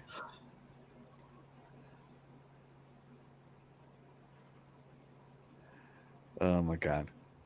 It's so funny that we're talking about this, but yeah, I could go off into things now. Remember, I have publicly said that I'm not looking forward to any of Kojima's work right now, even though I haven't seen I've him. never looked forward to Kojima's work. know, I always thought he was overrated. He's so overrated. I loved Kojima back in the day. Alexa, you are not helping. Shout out to my beautiful wife. You are the MVP of my life. Thank you so much for being here. Yeah. What happened? Alexa, when you said Kojima, showed a picture of. Oh my gosh, I remember. I got Okay, show me into. where Kojima touched you. Okay, sorry. Keep going. But no. I remember getting in this argument with some schmo on X. Well, it was Twitter back then. It was still Twitter yet, I think. But he was going on like he was a big Kojima fanboy, and he was acting like Kojima was his best friend, and he knows everything about Kojima. And I was like, Kojima's literally going to be, he was like, Kojima will never make a game for Xbox ever. And I was like, I literally had to show the game announcement where he literally had announced like over a month prior that he was making a game for Xbox. And I was like, bro, what do you talk about? Like, what you talk about, Willis? Kojima is a developer who likes money. He will make games for whoever will pay him the most money. It's simple. It's like, there's no such thing as loyalty. Not unless the studio owns your ass. All right. Loyal to money. That's right. Oh, yeah. That's what I like. That's what I'm loyal to. All right. So back to Avowed. Sorry. Oh shoot, we lost Fastback. I heard his feelings. I heard his feelings about Kojima. Bring him back. No, he's like gone. Oh my gosh, what did you do to him? Maybe because I wasn't looking at his I'm six-pack. immediately blaming you. Okay. No, it's because I didn't look at his 6-pack. Have him come back. Hold on. Maybe something happened. Maybe you lost internet.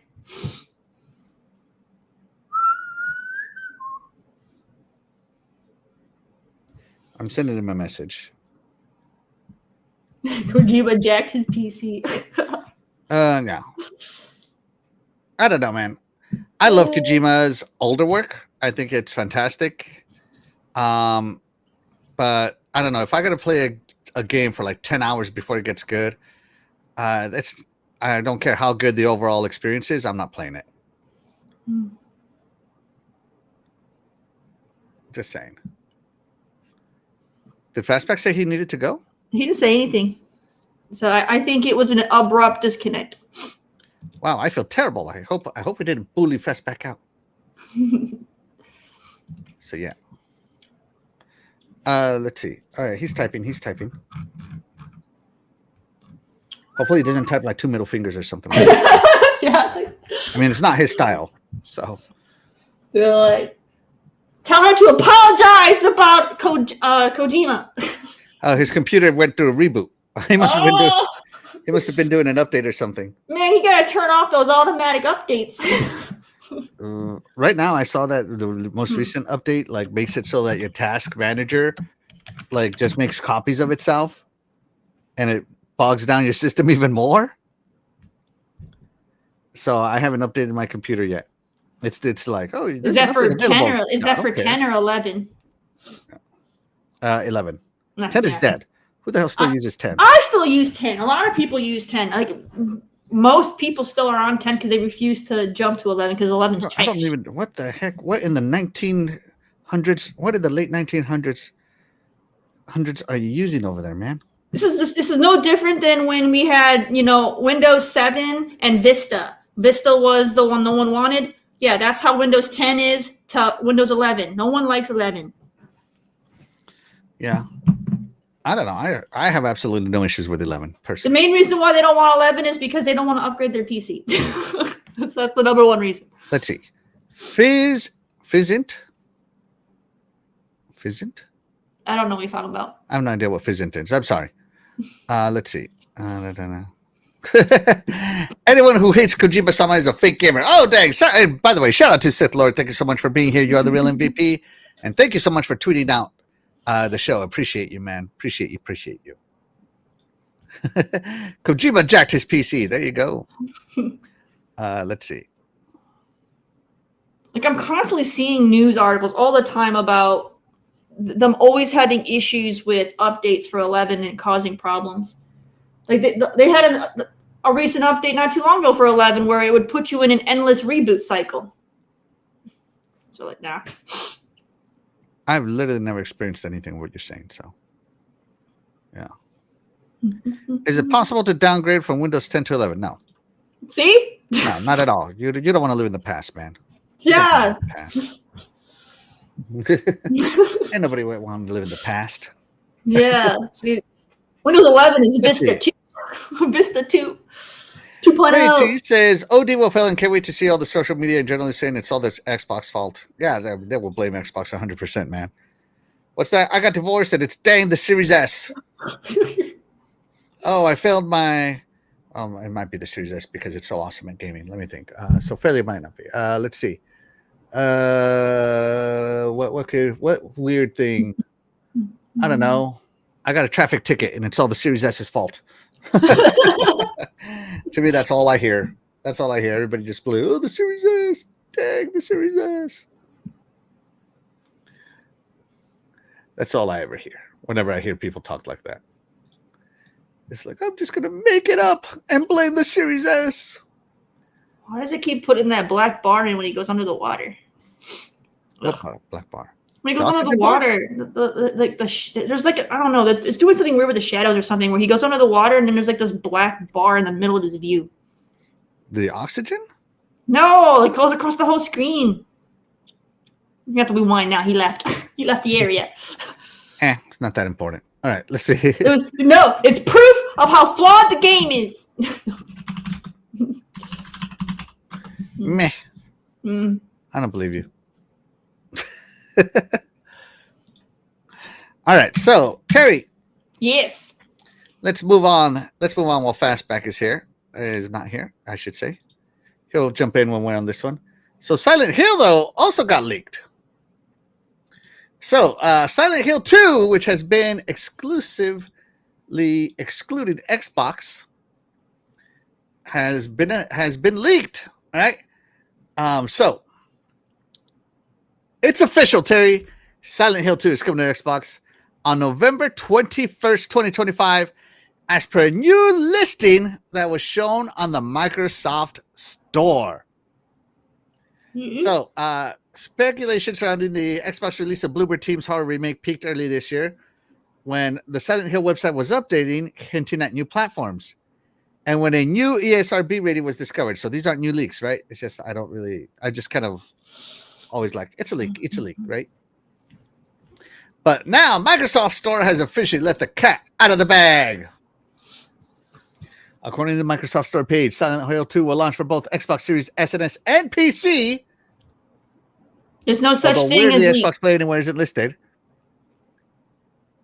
What? There's no such thing as leaks. It's all planned free marketing. It's not explicitly stated on the listing, but we have picked up from the store's back end that the remake will launch on November 21st, 2025. A deluxe edition of the game, which includes a digital art book, digital soundtrack, and Pyramid Head Pizza Box cosmetic.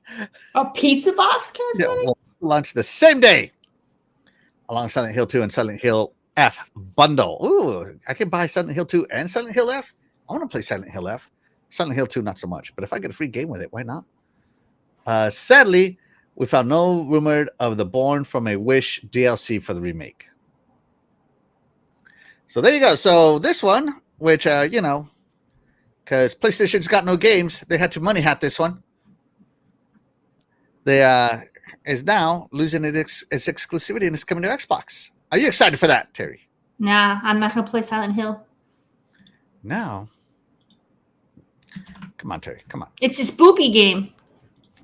He's right up your alley. Come on, look. Crowbar, just like Condemned. Check. Can't see anything, just like Condemned. Check. You actually can see a lot in Condemned. And Condemned wasn't that dark. Not like this. This is a lot darker. Yeah. This is more like oh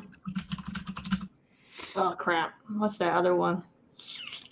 I can't remember the name of it. You had to run around with a flashlight in that one too. But for some reason, this one's kind of earlier. There was a little blonde girl that ran by. This is they kind of remind me of Leon and Ashley. It's like, what are they doing? Like the blonde dude and the blonde chick. You mean like in Resident Evil? Resident Evil 4, yeah. Like he kind of looks like a Leon knockoff, and the little girl that ran through earlier kind of looked like an Ashley knockoff. Totally did. Not Alan Wake. Alan Wake wasn't scary. This is a full-on horror game. Alan Wake, I don't see that as a horror game. Okay. I know my cousin, he's really into these Silent Hill games, so he will he will be all about it. So he loves his Silent Hill. It's like Outlast. I think I'm thinking Outlast. You run around with your camera light or whatever. This kind of has that vibe. Yeah. Chat, are you excited for the Silent Hill 2? I mean, Silent Hill F came out and it got good reviews. So is Silent Hill back, Terry? Is it back? Did Silent Hill ever really leave? Yes, trust me. It sucked for a long time. It sucked for a long time. Trust me on this one. So that means that they haven't really left. It's just been low quality games, right? So they haven't really left. Okay, but I guess back in quality is what you mean? Mm-hmm. All right. I don't know. I don't play their games, so I couldn't tell you.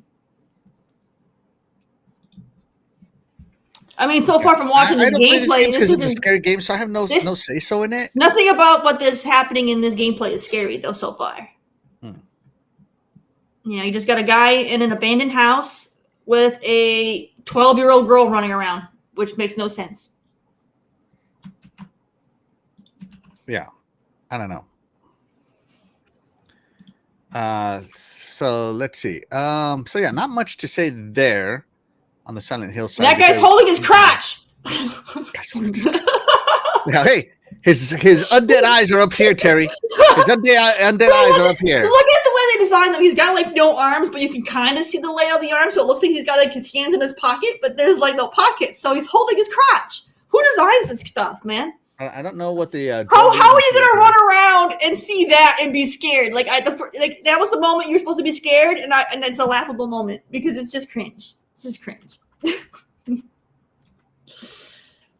I don't know.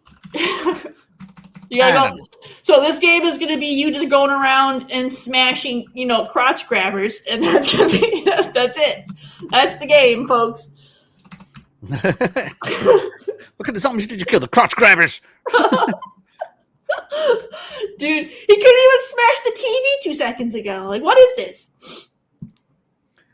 Yeah. We'll see. You can't even open a cabinet all the way? Man, how are you supposed to loot stuff when the cabinet door won't even open? Yeah. I don't know. Like, to me, Silent Hill, it's just... I don't know. I just never got into it. I don't know. There's nothing that they're showing in this gameplay right here is like, yeah, this screams, high quality game. Let's play this. Mm-hmm.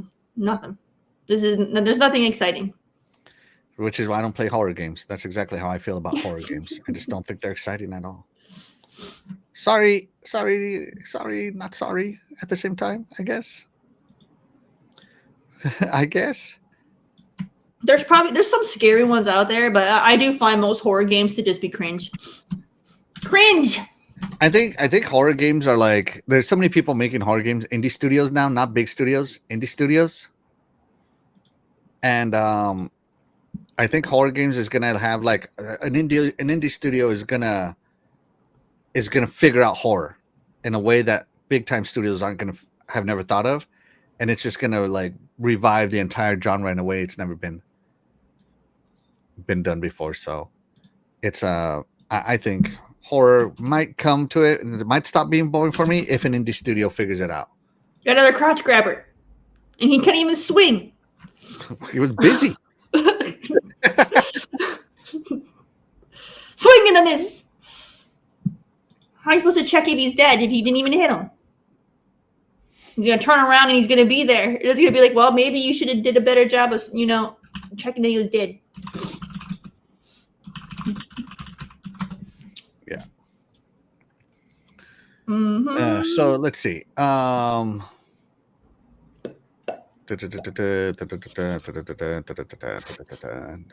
Let me check in with the chat here. So my beautiful wife, shout out to her, always. She says, Silent Hill 2 is a horror game. You don't play horror game. I don't. Let's see. Rachie says, Series S players, PS5 Pro players, unite in crying. Devs don't use the tools to optimize the game. Right. Let's see. I agree here with Davies. You just give me the Code Veronica remake. I agree. That's the best Resident Evil ever made. I don't care what anybody says. Dreamcast forever. Dreamcast forever. I'll let you read this one, Terry. Well, he was supposed to put crouch or not or crotch. I mean, he was supposed to put crotch, Yeah. but Silent Crotch Grabbers 2 is what it should say. Yes, Silent Crotch Grabbers 2. How am I walking in, none? We'll let Terry tell you. I'll be right back, guys. I'll be right back. What? I think they're about to Let see Terry tell one. Or maybe not. Well, like, because the enemy in this game, the way that they designed the enemy, it looks like he's got his hands in his pockets, but he's got no pockets, so he's clearly grabbing himself. He's got an itch. You got to take care of it. But both hands, he's going in. It's funny. I had a middle school coach. Always had his hands in his pocket. He was like 70-something years old. Guy was always scratching himself in front of us. Like, dude, calm down. And I remember one time he was trying to give us a speech. We're all sitting in the bleachers, and he was just talking, going away, all serious, and he started scratching himself. I just busted out laughing. I couldn't help it. What game is this? Silent Hill. Silent Hill. Well, that's why he has his hands. This game is That's why it's called very Silent. silent. This game is very silent and kind of boring. Silent Scratch. Scratch. Yeah, I don't know what happened. I'm waiting for this game has been very empty so far. He's only Yeah. had like 2 enemy encounters. One was behind a fence or a gate, so it don't count, and then the other one was just the crotch grabber. So like, Hold on, Terry. I have a question. yes, Show me on the doll where the monsters touch themselves. both hands going in deep. Oh my god. Okay, sorry. They're going for the deep. They're going for the deep fondle and caress. Deep fondling caress. Oh my god. We just lost Fastback again. Oh, no. Oh, Oh my gosh, Fastback buddy. turn off the auto update. Fastback buddy, what's going on, bro? Oh no. Oh, no. Oh, there he is. There he is. Oh, he's back. Ah. I'm getting delayed like GTA 6. Oh, man. He's getting no. delayed. I don't know what's going on. What's going on? Let's see. Oh man. Oh. Let's see. Glitcher says a horror game's more stress-inducing than Souls games, though. Yes. Not only do they induce stress, they induce sleepiness. Sleepiness. My beautiful wife says, "Why? Why he has to grab and scratch balls?" Yeah. We're walking around those places. His balls are so huge, he has to hold them. What the hell did I come back to? Oh my god. Let's see. Glitcher says a remake of Fear should be something. Oh yeah, Fear. Okay, there you go. Another horror game I have never played and have no intent to play. There's like 4 of them, aren't there? Isn't there like 4 fears? I have no idea. I don't play them. Something like that. I own all of them on Steam, and I only played the first one though. And see, this is why we have Dreadpool and Death Dealer in the panels, because they're the horror gamers. But Dreadpool's not here today. So sorry, Dread. That's good because look, if Dreadpool was here, it would be all serious and how great the freaking spookiness is. We would be missing out on the crotch grabber, commentary. Okay, there would be no room for that. So this is good. Dreadpool and Death Dealer are so we do have people on the panel that love horror games. They're just not here. They are the super horror fan, that's for sure. They are. They are. They didn't breathe it. So don't think that we're knocking on it without this podcast hates horror. We don't. Well, I just don't. But I have other panel members who are all about horror. Literally, It's like their number one genre. So we have a nice mix here when they're all here. Wait, something might finally happen in this gameplay. I picked up a key. He chose to pick up the key versus interact with the dead guy in the chair. Priorities. What the hell, Fastback? That's scratching. It can be deadly, Oh my especially god. when you're old. Oh my god. Kojima 2 Fastback 0. I don't know. Oh my god. Yeah, I used to play horror games a lot back in the day, but I don't They know. I got just cringe. kind They of got haven't really cringy. been into them. I mean, It got cringy. it's not like I'm scared of them or anything like that. I loved Resident Evil back in the day, and I will always remember that first time where the Doberman Pinscher jumps through the window. I mean, back then too, my oldest, her oldest sister would always watch me play those games. She loved watching me play horror games. So, I'm but good. I'm good on the really horror. haven't been into them really. Okay, I think we need to move on from this boring game. The game might be boring, but Jesus, man, the commentary's on point. Let's see. My beautiful wife says, yes, that's true. I bet we will miss that. Yes, absolutely. All right. So, yeah. So Silent Hill 2, Fastback, I didn't get your take. Are you excited for this remake coming to Xbox? And you not get really. it or you don't care? Yeah, I don't. Yeah, I don't If care. it's in Game Pass, maybe I'll pick it up again. If it's on Game Pass, I'm passing. Yeah. Yeah. Sorry. It's just, I'm all about Game Pass. So Silent Sleeper 2. Sleeper 2. silent scratching too. I'm telling you, my cousin, he loves these games and he will play this all day and all night. But I'm just not like that. I'm no. So here we go. Yeah, I agree with Dave Rizzi. Maybe because I'm older, like horror stuff really, it's all predictable nowadays. It's very predictable. so Oh wait, it's like, okay. we have some action finally in this game. We saw a prostitute. So like, where'd it go? There you go. Glizzer says Lollipop Chainsaw, great horror comedy game. Ooh, comedy. I do love comedy. But I did enjoy. I watched Weapons. I don't know if y'all seen the movie no. Weapons. I did kind of enjoy that, Weapons? and I kind of wanted more. Why do they have legs for arms? Like, well, I don't know. There's nothing scary about these enemies. They just look ridiculous. They're just creepy. They're just like They're not even creepy. Like mutated. you go and you see a body with like legs for arms. Like it's like what? All right. I agree with Terry though. Let's move it along, shall we, guys? Moving along. All right, Terry. I know you're gonna shed a tear. As your favorite franchise, Halo. Oh, The latest game, Halo Infinite, is to enter maintenance mode. So this was I don't know why everybody's acting surprised. I don't know why everybody's acted this. They announced this literally a year ago, and then they reaffirmed it at the spring HWS Halo World Championship. But now it's making headlines because it's right around the corner, I guess. So Operation Infinite update preview, and Operation Infinite is it. That is can I it. ask? Is it going to go into infinite maintenance? Infinite maintenance, yes. It's going to enter the Master Chief Collection, probably. So this will be the last major update for Halo Infinite.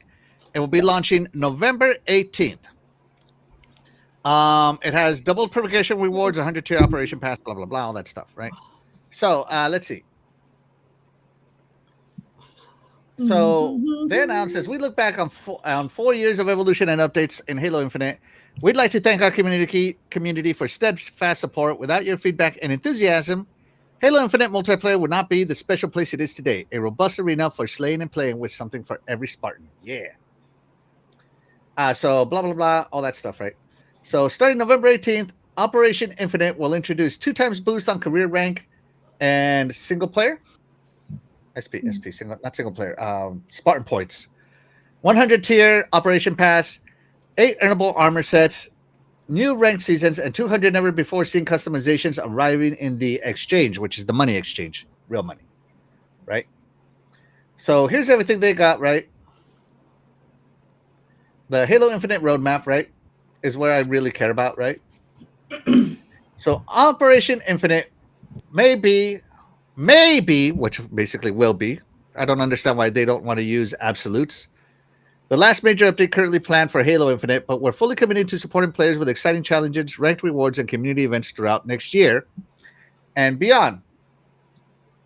Halo Infinite players will continue to find rotating selection of daily and weekly challenges that offer a variety of ways to level up your career rank, progress through operation passes, and earn Spartan points, SP. Sorry, I got to zoom in a bit. Ranked seasons will still be there, right? For those of you that like to get that Onyx rank. Onyx rank. Mm-hmm. Halo at DreamHack. Halo returns to DreamHack for those of you that want to play competitively, right? And Halo Fest is still happening in Seattle. So there you go. So this will be Halo Infinite's last hurrah, if you will, at least major update. When did Halo Infinite come out? 4 years ago, Was 2020, 4 years 1 year after the one. So Uh, sorry, not the one after the Series X. So yeah, so 2 100 tier operation passes, which are free and premium one. The exchange overhaul. No more major content updates are planned. Ongoing support includes, basically maintenance updates.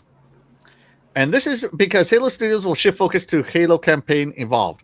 Now, some outlets are saying that, as they focus on multiple Halo projects. Well, multiple Halo projects obviously, they're always working on the next Halo. yeah. I'm hoping they're working on Halo Wars 3, as I love Halo Wars, personally. Captain Cutter, come on. I think he's awesome. It did well. So, yeah. Typically, every Halo game has always entered maintenance mode. But usually they enter maintenance mode right before the launch of the next Halo game, because that one will have the new multiplayer. The thing that's throwing me off about this one is that Halo Combat Evolved what is it? Campaign Evolved. Halo Campaign Evolved is just campaign. Yeah. No multiplayer is coming with it. So it's throwing me off, this new way of doing things, because there's no new Halo multiplayer coming with it. Why would you stop supporting the Halo multiplayer you currently have? That's just that's what's throwing me off about it. So yeah. So that's what I'm saying. So you get new armors, which are Halo 5 inspired armors, which are the stealth armors, as we like to call them, right? You're getting... Where did it go? I lost it. Sorry. Here we go. You're getting the Whisper armor set, which to me looks cool, right? And why does it keep going down? You're getting the Lancer armor set. Okay. And you can also earn the... Gotta scroll up again. Sorry. Singer. I don't know how to say that word. Which is the Halloween armor set. So, I don't know. Terry, what do you think? Do you think this is a good move to end the multiplayer when the new multiplayer isn't out? And keep in mind, they've never done that before. I mean, they're not really ending it. They're just not releasing any more stuff, right? They're not ending the multiplayer. They're not ending it. It's not like they're shutting the server off. Operation, quote unquote, the last operation. So, because they went from having battle passes to having operations. Okay. So and how often would you go between operations? Like how much time would last? 3 months? 3 months. 4 operations a year. I don't know. I feel like people can still play it, so it's not, Yeah, but I don't get any more cool armor sets, any more ninja armor sets. By the way, those are the ones I always work for. Every time they would release a ninja armor set, I would get it. I guess. I mean, yeah, they're not going to be advertising any new stuff, but I mean, you can still play it and whatnot. So it's not like it's gone. I guess I mean, I see your point. Don't think I don't see your point. I do. I just, I don't know. To me, it just. I think they want to make sure that maybe they want to make sure that when the next one comes out, since it's campaign only, that this doesn't steal too much thunder from it. Maybe. This way, by the time that comes out, they haven't had any new content, so everybody will go play the new campaign. And then once, and then maybe they might either release a new multiplayer thing, or they maybe will release stuff for the new game into the Infinite thing. Yeah. they want to probably make sure that people go and play the campaign because, I mean, the hardcore Halo fans are going to play the campaign, but when it comes to games, a lot of people don't play campaigns. They only play the multiplayer. So they probably want to just make sure that people go play the campaign. Because you play the campaign and then you move and then you're going to move on. You know, the hardcore are going to play through it maybe 2-3 times, but your casuals are going to do a one playthrough and then they're not going to touch the game anymore because it's just campaign. They're going to go back to playing a multiplayer game of their choosing. So they need to get whatever they can get for it for you know what I mean? Because it's a campaign. It's not going to do as well as a game that has multiplayer. Yeah, I can see that. Look at Call of Duty. I mean, people have griped about campaign, so it's been there, it's not been there, because whenever they put campaign in there, people don't play it. They just played the multiplayer. I've known a lot of people over the years who have never played a Call of Duty campaign in their life because they only care about the PvP. So there's probably Halo people that are the same way, that they just want to play the PvP, you know? I mean, by now, the people who are still playing Halo right now are PvP only guys. Yeah, so the campaign, the campaign is gonna, be for the hardcore fans that were there day one and love the story. Mm-hmm. But your newer fans are only going to be PvP and they're not going to care about that game at all. Yeah, I guess so. So they're not going to want to draw attention from it, because if they start releasing more stuff over here, it's less likely that these PvP guys are going to go check out that campaign. Yeah, I kind of agree. Why do the Halo Combat Evolved or Campaign Evolved added multiplayer to it when you still have the Infinite one you're still working on, plus that one's being multi-platform. So now you're adding PlayStation into the mix. So I think it'd be a little bit too much to do all that right now.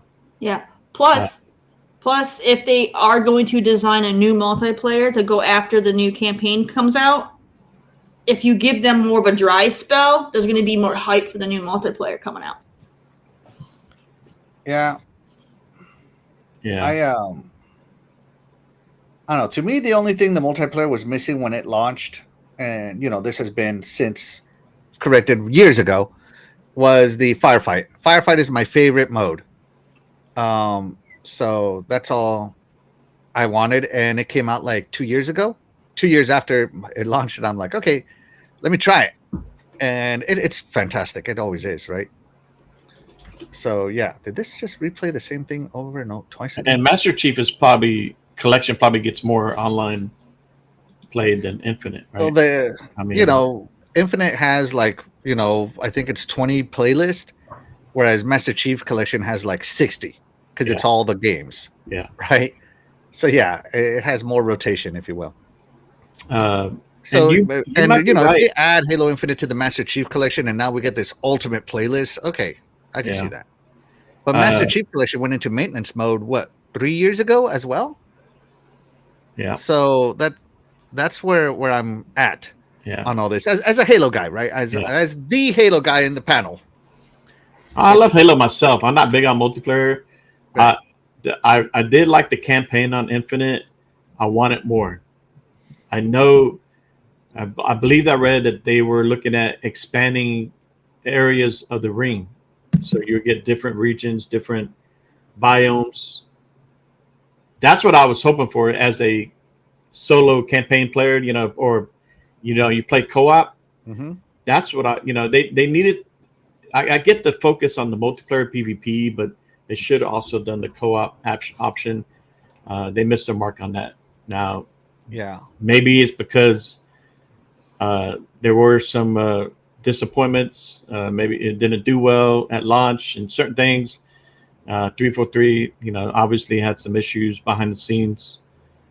So it was unfortunate they weren't able to kind of capitalize on some expansion on the campaign, also part of it. But we wish we talked about it here. That they were. I thought they were going to do the DLC for the campaign called. I know they let the hang in. Was it the Fallen or the Oh Jesus! What are those new creatures called? Whatever they're called, right? But But I don't know. I feel that Halo, the only missteps Halo really has had is listening to the fans, and I'm being very honest here. Do you want to talk about a group of fans you will never please? Is Halo fans. Because everyone wants the story to go the way they imagine in their head, and when true. it doesn't, it's the worst thing ever. Everybody wants the gameplay to go the way they imagine in their head, and when it doesn't, it's the worst thing ever. Everybody wants Master Chief to look the way they imagine in their head, and when he doesn't, it's the worst thing ever. Everybody wants Master Chief to sprint or not sprint, and either option is the worst option ever, right? So, in my opinion, the biggest mistake they made between Halo 5 and Halo Infinite was listening to the community fans, because those guys are hard to please and you're never going to please them. So I wish 343 would have told us the story of Cortana. Don't get me wrong, Halo Infinite is fantastic and it does tell you the story in cutscenes, right? But I would have loved to play through some of that. Like, I just would have loved to play through some of it. That's all I'm saying. Yeah, Right. they didn't let us kind of finish that 4 or 5 to, Yeah. And considering that on Halo 5 on the Xbox One, you could play each one of you was a new Spartan. I thought that was cool too, that each one of you was a different Spartan. Yeah. And now Blue Team's gone. What happened to Blue Team? Blue Team. I know. Yeah. So, let's stop everything. Terry, take it away. Rachie coming in with a super chat. $10. Split screen cancellation killed 343. Lost the trust. It definitely didn't help. That's for say sure. a lot about split screen. I agree. It should be there. Yeah. I'm not saying it shouldn't. People still do split screen though. I thought that was like the thing that we all agreed on. That that's no the one, late 1900s. I don't know. no one cares about split screen anymore though. Right? Yeah. I think less people do, but I could have seen me and my daughter playing on the same screen. Mm-hmm. I want to introduce her into the Halo world. Yeah, I mean, it's good. It's good. I think that's. I hope that they bring it back. Oh my god, I love this Halo pillow. I want it so much. All right, sorry, but yeah, I think they should bring it back. I don't know. I think this is a. I don't know how you say goodbye to a Halo update other than to, hey, let's just release everything. That's all you can do, really. Yeah. And if you want to play, hey, it's there. And trust me, it's easy to find matches in Halo Infinite. I don't wait to find matches at all. So there's still people playing. Let's see. Rachie says Halo Infinite camp is good. Campaign is good, but didn't like the multiplayer. Also, what killed it was the day they said they canceled co-op split screen. Then Fire 343 movement happened. The trust was lost. I think that's just the internet being over dramatic. Personally, at least they announced it. And again, this is the whole thing. Like, people put these expectations in. I know they didn't. They said it was going to be split screen, and then they canceled it. Sorry. Yeah. That's what killed them, is that they announced it and then they unannounced it. Yeah. Yeah, and that's why they brought what's the name back to help. Dave Reezy says, so basically they're giving up on Halo Infinite after 4 years. That's what I'm getting from this news. If that's what you get, that's what you get. I won't say that they gave up on it. I think they're moving on from it. This was 343's last Halo, right? So it is now moved over to Halo Studios Halo, and it will be what it will be. New regime. And by the way, the Slip Space engine to me will always be superior to whatever they're going to do on Unreal Engine, because Unreal Engine can't do what they did on Halo Infinite. And fight me. Show me an open world that looks as good as Halo Infinite in Unreal Engine. Like, seriously, fight me. We'll find out. I mean, if anybody could do it, I think Gears Coalition. But even they couldn't do it.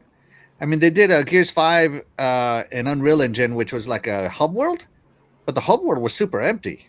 It looked gorgeous. It wasn't a full Unreal Engine 5.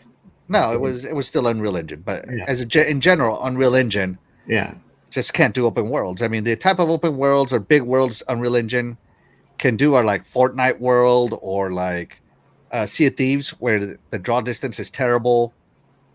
To me, the Slip Space engine will always should be what they stuck to. Isn't I don't think Outer it's a good Worlds move. 2 unwritten? Yeah, I don't think it's a good move. That's all I'm saying. So yeah, I have my own criticisms. Don't get me wrong. I have my own criticisms. Okay, so yeah. I don't Let's know. see. I mean, Outer Worlds 2 is Unreal Engine 5. I don't know. I mean, they got people, people from Obsidian. If anybody at Coalition can help them do it, they got people out there that can. I don't know. If they can show me Unreal Engine 5 handling this much chaos with this much detail, then sure. But the closest they can get is Fortnite, and Fortnite's cartoony as hell. No, I don't think that's going to happen. Because the Campaign Evolved is Unreal Engine 5, ain't it? It will be. But again, no multiplayer, probably because it can't handle it.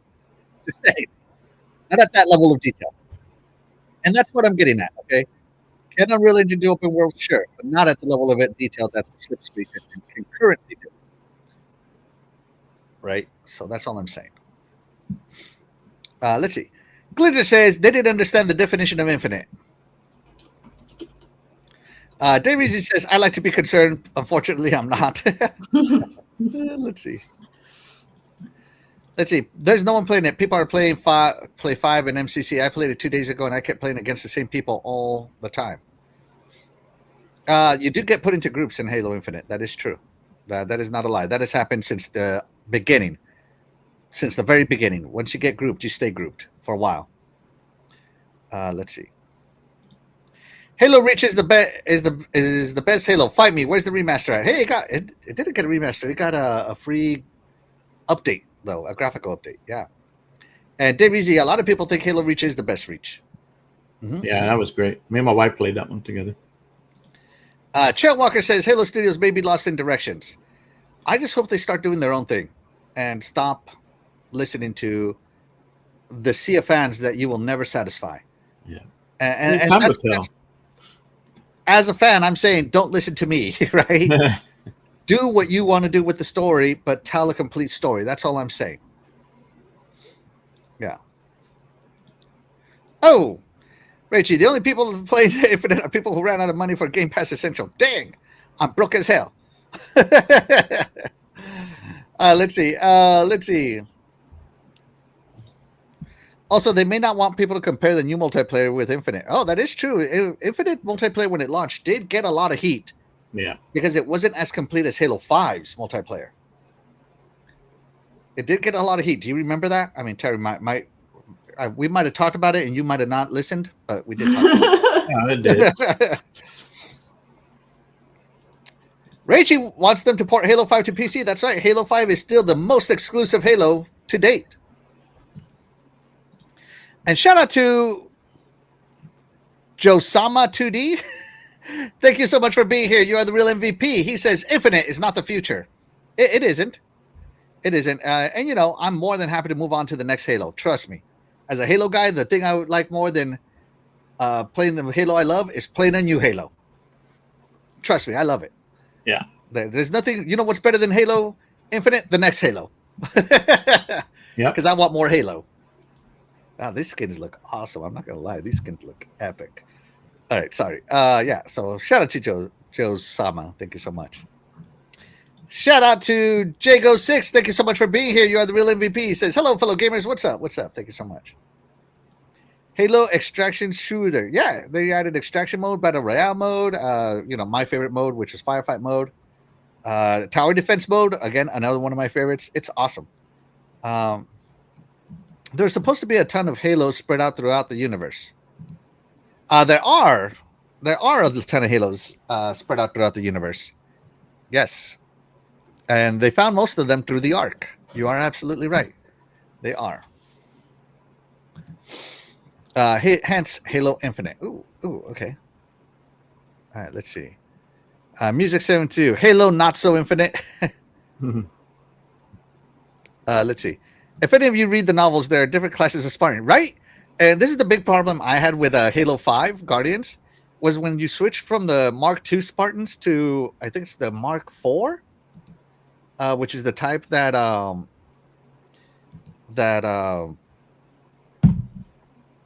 the other Spartans are. To me, they should have played different. They should have felt different, and they weren't. They were exact copies, and I didn't like that. So yeah, you are right, Jago6. You are right. I just wish they would utilize the Spartans' full power and speed. Agreed. Dan, the man Cunningham, says, I have yet to play Halo Infinite because I used to play split screen co-op as he was growing up. As you were growing up? Yeah, no. They did add split screen now. You do have split screen. Next, Halo 2 id Software? No. I don't want it. I don't want Halo to play like Doom. No offense. Like, I know a lot of people are like, oh, could you imagine what they could do with it? Yeah, I can imagine. They'd make Doom. Yeah, but they could do a different character. They could do something else in the Halo lore, but let ID. I wouldn't mind seeing ID do one, the Halo story, and Obsidian do one. I mean, just do it their way. Just something different. You still do a Halo game, but I mean, if it's a spin-off, that's fine. Like like ODST or Reach. Yeah, it's fine. But the main line, I think, needs to stay with the main folks. Yeah, kind of like Forza Motorsport and Forza Horizon. The way it is, but yeah. Yeah. Sorry, Dan the Man Cunningham says, I used to play co-op with my son. Oh, that's nice. That is super nice, man. I have memories of split screen that will never go away, and they're wonderful. Let's see. For me, it was a family thing, something my son and I shared together. That's good, man. I hope you and your son are still playing games. Hopefully that's still happening. Let's see. It doesn't matter if you don't use it. They made a promise and they failed us. At least they were honest, is the way I'll say it. At least they were honest. Honesty is dragged through the mud these days. It's really weird. Yeah. It makes companies not want to be as open and communicative as Xbox is. And, Xbox gets a lot of heat for being honest. And I think that they should get a lot of credit for being honest, personally. Because other companies aren't as honest. I have a certain console over here that says 8K on the box. But I have yet to be able to play anything in 8K. Just throwing it out. Throwing it out there. Right? Let's see. Yeah, Rachie, this is what I was talking about. They announced it, and then they delayed it, and then they canceled it. And that's exactly and people gave them a lot of heat for it. But again, at least they were honest. Right? Am I upset about that? Absolutely. I was upset. I was one of the upset folks. But not overly upset because, hey, I appreciate the honesty. LND, thank you so much for being here. You are the real MVP. He says, Arc Raiders and Stalker 2 is Unreal Felt. By the way, I tried playing Stalker 2, another game. I just quit. I'm like, I don't understand what I'm trying to do. Yeah, I started it, but I just couldn't get into it. I feel bad, though, because, the studio, what they've gone through, just, right? But maybe if I go pick it up later on. Sometimes it's one of those games where you pick it up later on, I'm like, oh, okay. Yeah. I agree with Onini. I want it to stick to Doom and Quake. Yeah, I absolutely. What would a Halo running on a Decima engine be like? Slow. Just being honest here, slow. I don't think the Decima engine can run very fast. It just depends on what you do, though, with it. That's what I'm saying. Not Halo, not Master Chief, but Raichi here. Fire343. The hashtag Fire343 was the last time Xbox community was fully united. I don't think so. I was not on that. I think people are just oh, what's going to solve all these problems? Firing somebody. That's like, let's just pretend I go to McDonald's and they give me the wrong order. So if they fire that employee, they will never give me the wrong order ever again, is what that implicates. Is that how it works, Terry? If I go to McDonald's and I get the wrong order and they fire the employee that made me the wrong order, I can rest assured that I will never get the wrong order ever again, right? No. That's not how it works, right? No.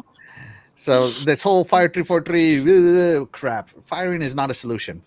That's not how you solve problems. So just throwing it out there. Yeah. So sorry, Fastback.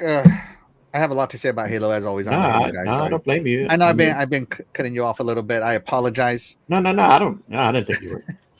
But I go love ahead. Halo 2. I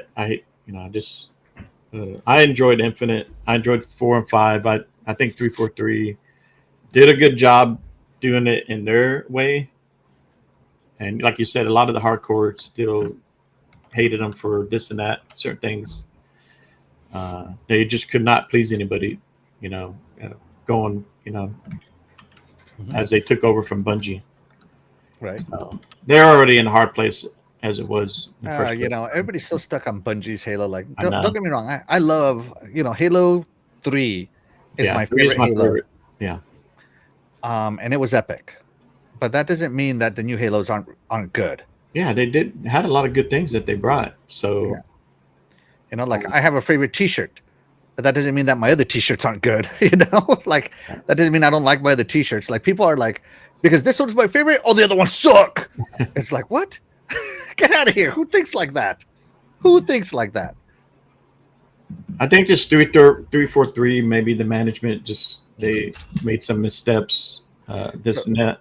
I don't blame the developers themselves, the ones that are working on the game. Mm-hmm. Things just happen. But so Fastback, I like drinking from this cup. So every time I drink from this cup, everything sucks. That's right. Come on, man. Everybody like it's so weird to me that people live in a world of absolutes. Some people need to drink gaming coffee and quit just drinking Xbox only and PlayStation only coffee. Yeah, Makes you negative. It's so crazy to me that Not people live in naming these worlds of absolutes. I could never live in that kind of world. No, exactly. Yeah. Yeah. Let's see. Carlo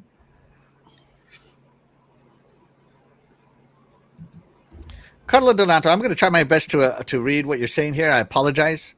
Let's see. Halo. Juanta? Halo Juanta, another alien shooter.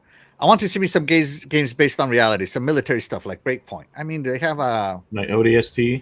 No. He wants reality games like like the older Call of Duties that were based on actual historical events. Yeah, stuff like that. Let's see. I love those, but I like living in fantasy. That's all I'm saying, right? Let's see. El Nini, shout out to you. Thank you so much for being here. You are the real MVP. He says MCC launch was atrocious. It was. And they didn't solve it by firing 343. What they do? They got to work on fixing it. It was an ambitious game, though. I mean, that was a lot. Yeah. Dave Easy says they'll just replace them with a worse employee. Oh, I've talked about this. Look up, Google something called the Peter Principle. Look up the Peter Principle. And basically that everybody's promoted until they are incompetent. So like, oh, you're a good employee. You're going to get promoted. You're a good employee. You're going to get promoted until you're no longer a good employee. Now you're incompetent. So the Peter Principle indicates that like everybody in every position is incompetent because that's why they're not moving up anymore. They're stuck where they reached their limit, right? So this is why a lot of people are like, "Oh, worst manager ever." This oh my god, this manager sucks. This manager sucks. There's a good probably because your manager was a good team lead, a good supervisor, but a terrible manager. Yeah. It's called the Peter Principle that everybody's promoted until they are incompetent and cannot be promoted anymore. Just throwing it out there. Dave Easy, then you'll get a bread burger. Yeah, let's see. Oh, God, Jago 6. I disagree with this 1,000,000,000%. They could add RPG elements to Spartans as far as the classes and types with armor and unique abilities. Maybe some skill trees, but I don't know, man. It will definitely add to a misbalance in multiplayer. That's all I'll say. Oh, yeah. Multiplayer, yeah. Let's see. Dan the Man Cunningham said, my son and I used to play Gears together too. Damn kid kept running ahead and getting himself killed, and I'd have to revive him all the time. You miss that, don't you? Let's see. Absolutes, yeah. Only the Sith think like that, yeah. Oh my God, Glenn, I'm not putting that on there. Let's see. It was horrible, but fun times, yeah, right? Let's see. Yeah, Glitcher, I think you're not wrong. So there you go. Halo Infinite, but that's how we feel. Let's see how the chat feels. Terry, how does the chat feel about Halo? How is the chat shedding as many tears as you are? Is this the end of an era or just another Tuesday? 42% end of an era, and I feel it. Yes. 33% are cool with it, but not cheering about it, and 25% said I checked out a while ago. There you go. Shout out to the chat. Thank you so much for voting on that. Before we move on, Terry, anything else to say about Halo Infinite? Boo. She knows how to trigger me. All right. Let's see. I predict in 2026, Xbox Game Show, they will announce the next Halo. I hope It'll probably launch with the next gen. Yeah. I know they want Infinite to launch with the Xbox Series X, right? But it didn't happen. Mm-hmm. Yeah. So I could see that.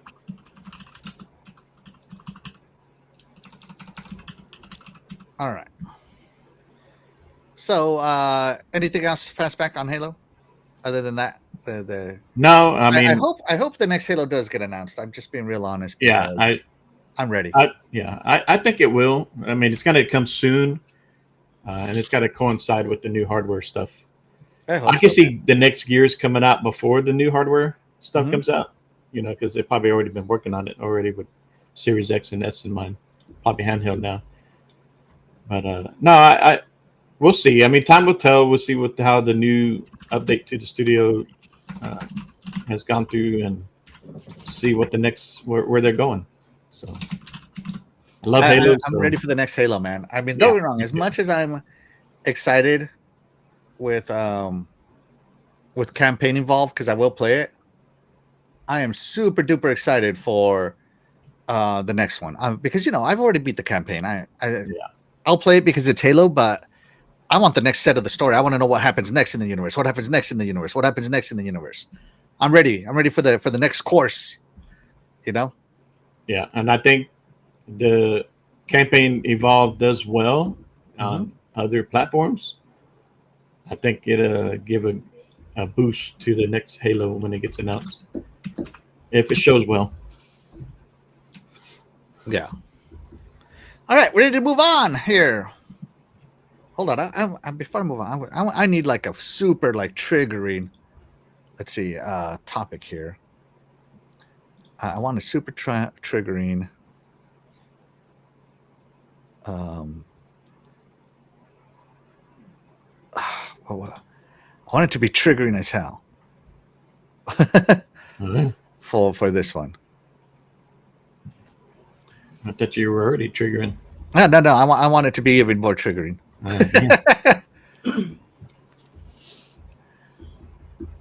we go. This one. I love this one.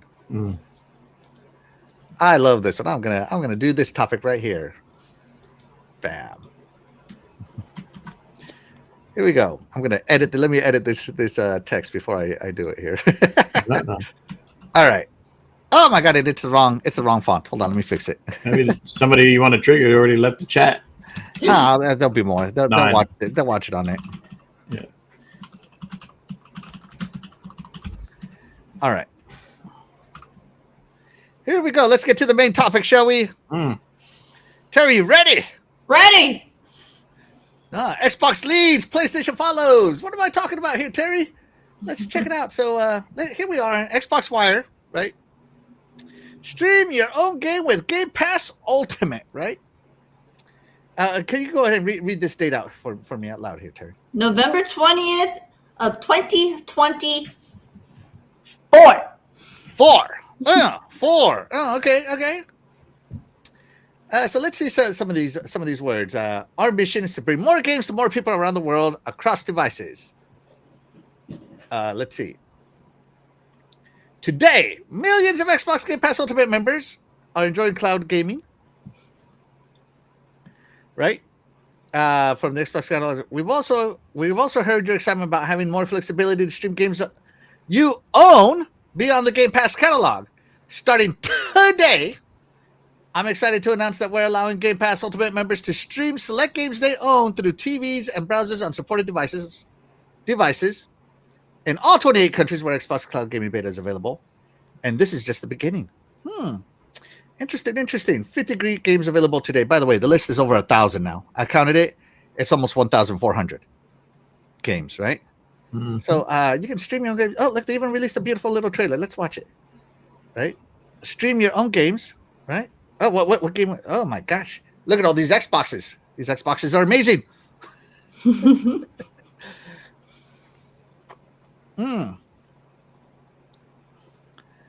Look at this! Wow, crazy that you can stream these games you own.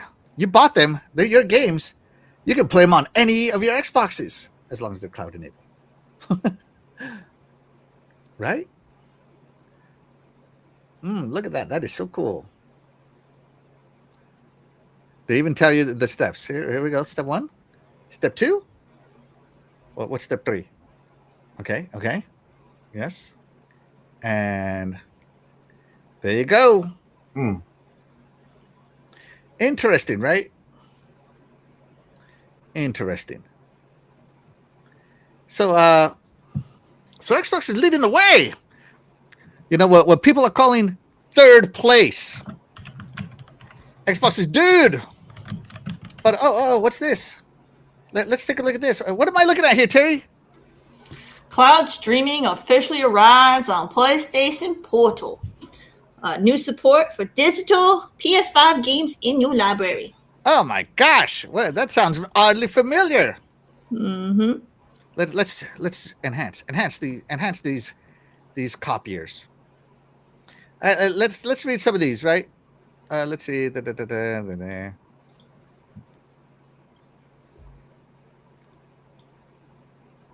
Want me to read? Here we go. This one today. Okay. Today, we're excited to share that PlayStation Portal. I keep saying portable. PlayStation Portal is receiving one of its biggest updates yet. Starting on November 5th, as in like 3-4 days ago, cloud streaming for PlayStation 5 games officially launches on the PlayStation Portal for PlayStation Plus Premium members, along with a variety of new features that enhance how you can play. No, it has double stars. What are those double stars? Let me get a look. Let me see what the double stars mean.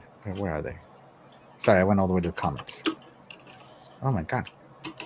Okay, here we go. Double stars. Requires a membership. Okay.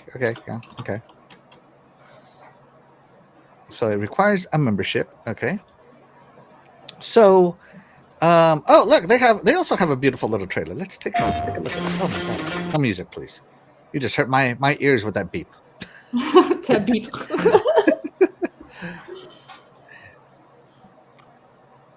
Stream games from the cloud. What? Who did that? Oh my god. Games from your library? Who did that? What? Xbox started games you own, you can stream. The cloud streaming actually was a beta in 2019, October. Yeah. Then GeoForce did theirs February of 2020.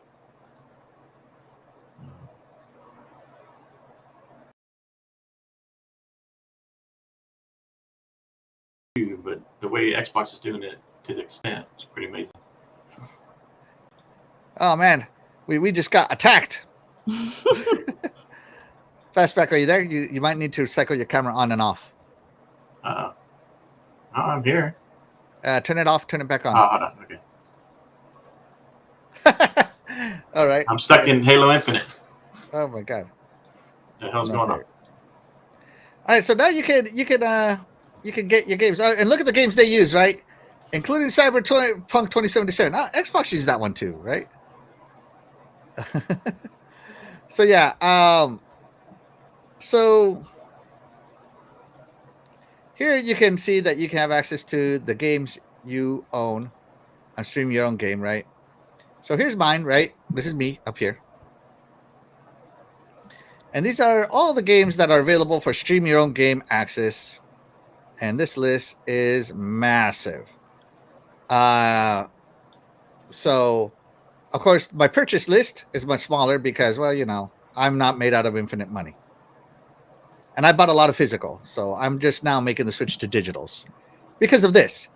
But it looks to me like somebody's copying the third place. Terry, talk to us about that. What does that mean? What does that mean? Why are they copying the third place? Because they're setting the new standard and how gaming is today. So you gotta, the innovation and everything that Xbox has been, pushing to change the way gaming is done today is going to become the new standard, and PlayStation is following suit because they like being in the lead, and they can't stay in the lead if they don't keep up with the times. So Microsoft did all the innovation and create everything first And for this kind of thing with Game Pass, because remember, PlayStation didn't have their version of Game Pass, which is what premium or whatever the heck they call their stupid thing, but until way later. And they mocked it for a long time before they actually started doing it, because they saw how much money Microsoft was making having, Game Pass on Xbox. So then eventually PlayStation was like, okay, this is a good idea. Let's start doing it on our end. And so they started doing it on their end. So, you gotta follow the new industry standards. Yeah, I can see all that. Yeah. People keep bringing up PlayStation Now. Yes. But PlayStation Now. PlayStation Now, does that even still exist? PlayStation Now was a joke. PlayStation Now was a joke. Like, I remember PlayStation Now because that was back when I actually still played on my PlayStation. And let me tell you, people were not getting into PlayStation Now because it wasn't worth it. It wasn't worth it. They didn't have enough games that people cared about on PlayStation Now. All right, so I wouldn't even use that as a thing. It was more for like demos.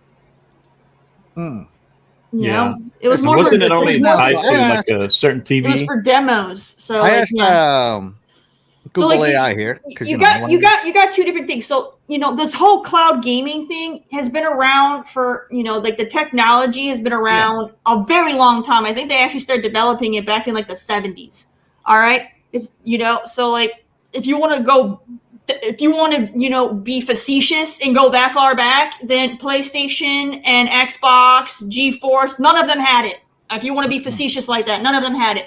But if you want to look at how it's developed into modern day gaming that we have today, then you have to look at the fact that Google basically kind of started doing it first with Stadia, and Amazon had Luna, and Google Stadia flopped hard, and then at the same time, Xbox was introducing their cloud gaming. Yeah, and they were kept it in beta for a while. And they kept it in beta because they were watching, so they can learn from the mistakes that Google had made, and Amazon was struggling with Luna as well. All right, so they were watching so that they can make sure that when they fully launched cloud gaming, it wouldn't be a flop like Stadia was. All right, Stadia was awful. All right. GeForce Now, got into the game around the same time. And so, yeah. But PlayStation, they came in late. They came in late.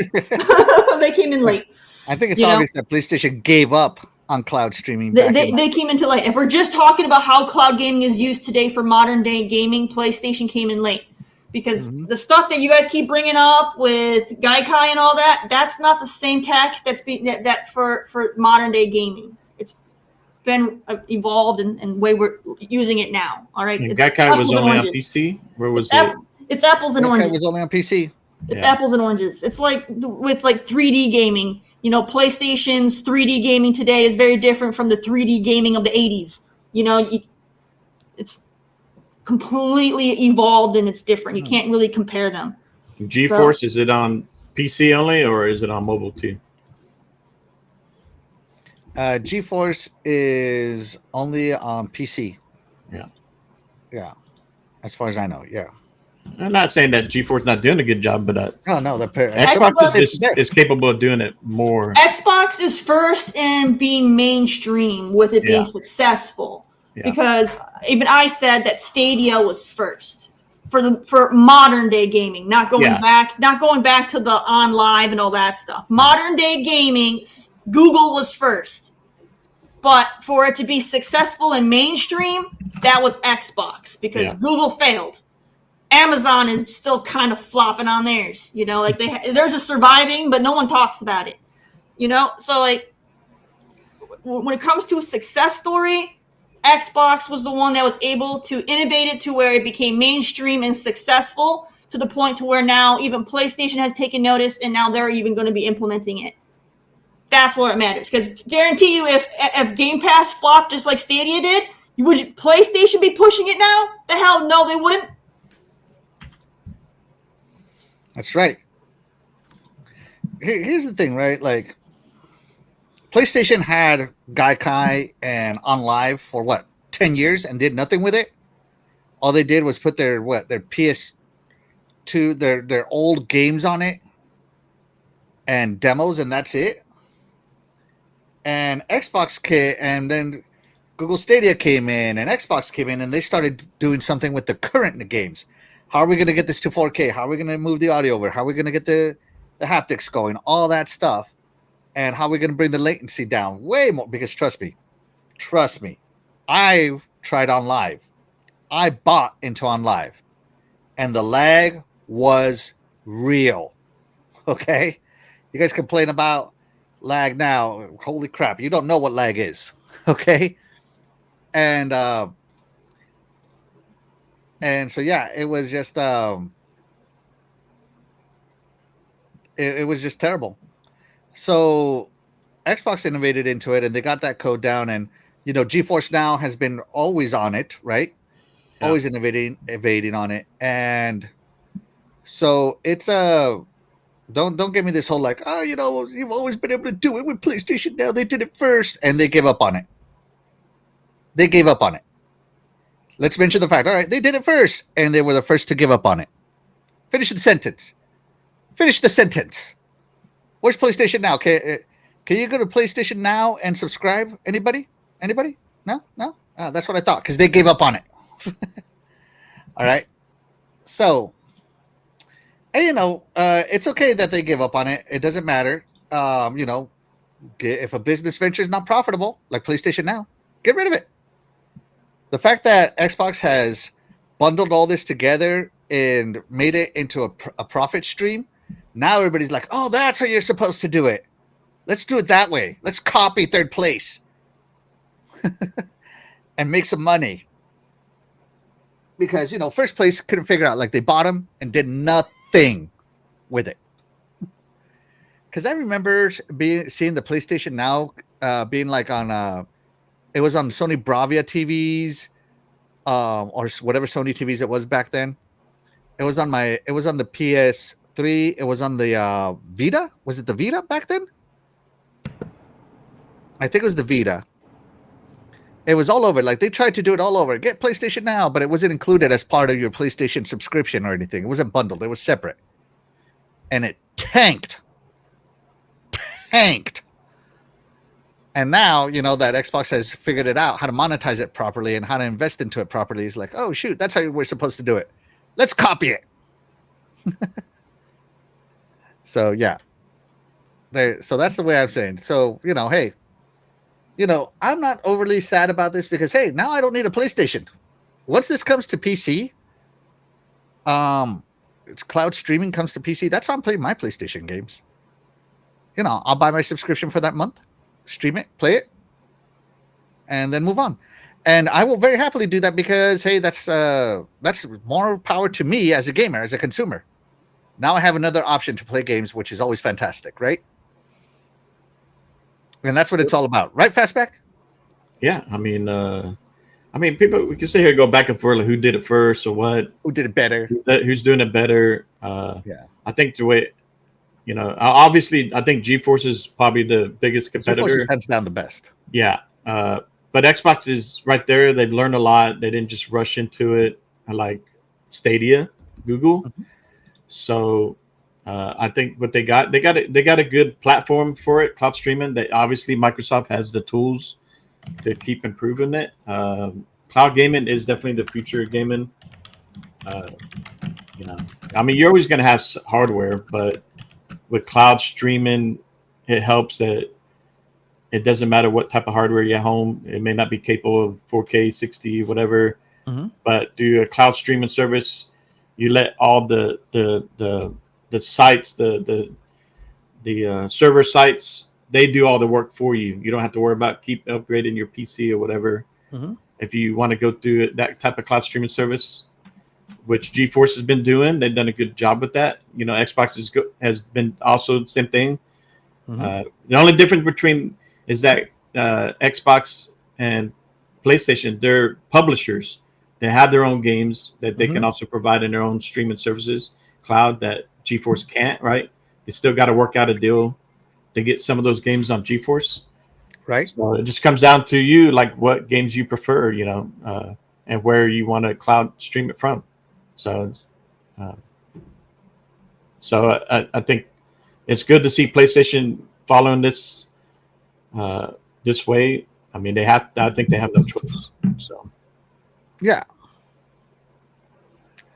So let's see. Let's check in with the chat here. Let's see what they have. Let's see. Raichi says, soon they'll take over GeForce 2300 compatible games. Yeah. I mean, technically every game is compatible with cloud. It's just a matter of licensing at this point. Yeah. Let's see.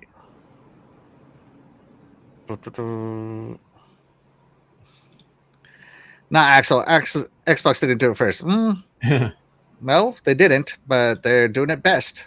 Good enough to copy. Oh, let's see.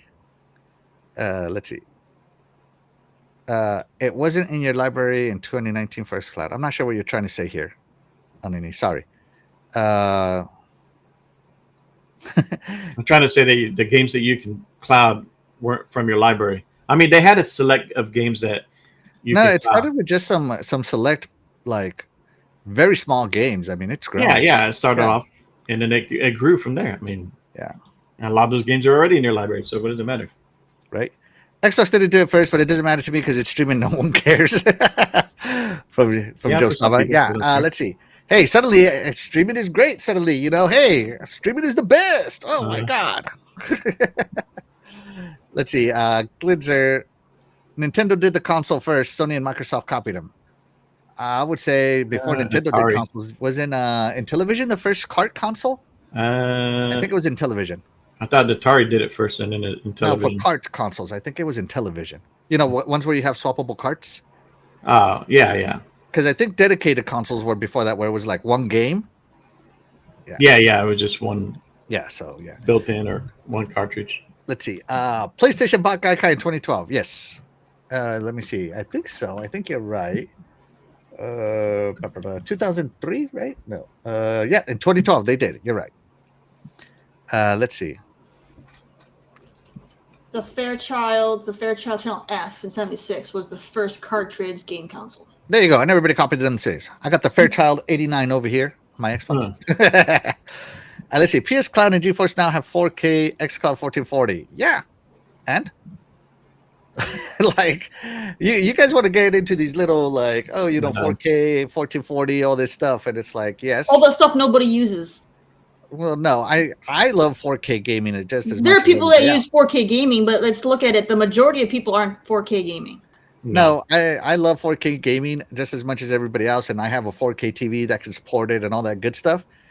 But if I'm streaming, like I have my Xbox there. If I want to play a 4K game, I'm going to play it on my Xbox.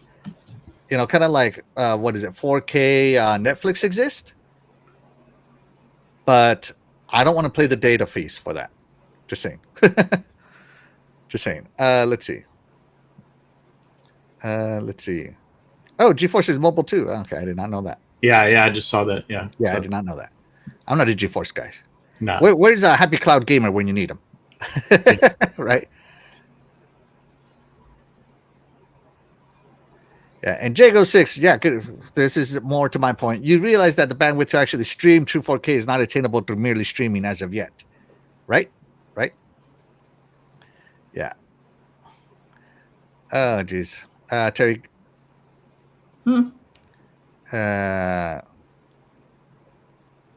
Yeah, I'll handle it. Never mind. I'll take care of it. Let's see.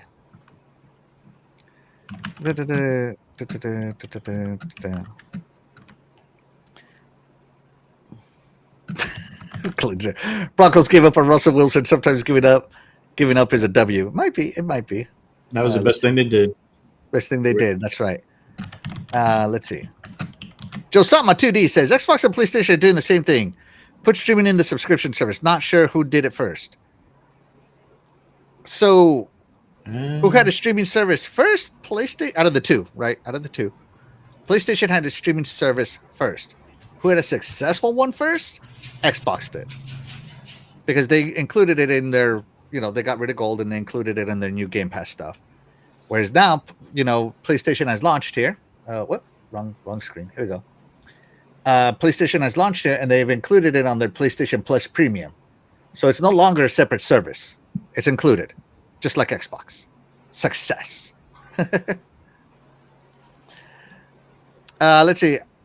Albert. I don't even know how to say this name. Albert Gichard. Thank you so much for being here. He says, "Why are you talking about Xbox if you're on PC?" Because I can. It's my show, and I'll talk whatever I want. I don't know what. Okay. I don't have to justify what I talk about to you. That's why. Let's see. Django 6, absolutely. Microsoft has the better infrastructure to support it. Over 400 data centers globally. Yeah, I can tell you this is probably why now the stream your own games is available on all tiers of Game Pass, all the way down to the $10 gear one, right? It's available down there, right? I don't know. I'm an Ultimate subscriber. Let's see. Let me ask Google. Let's see.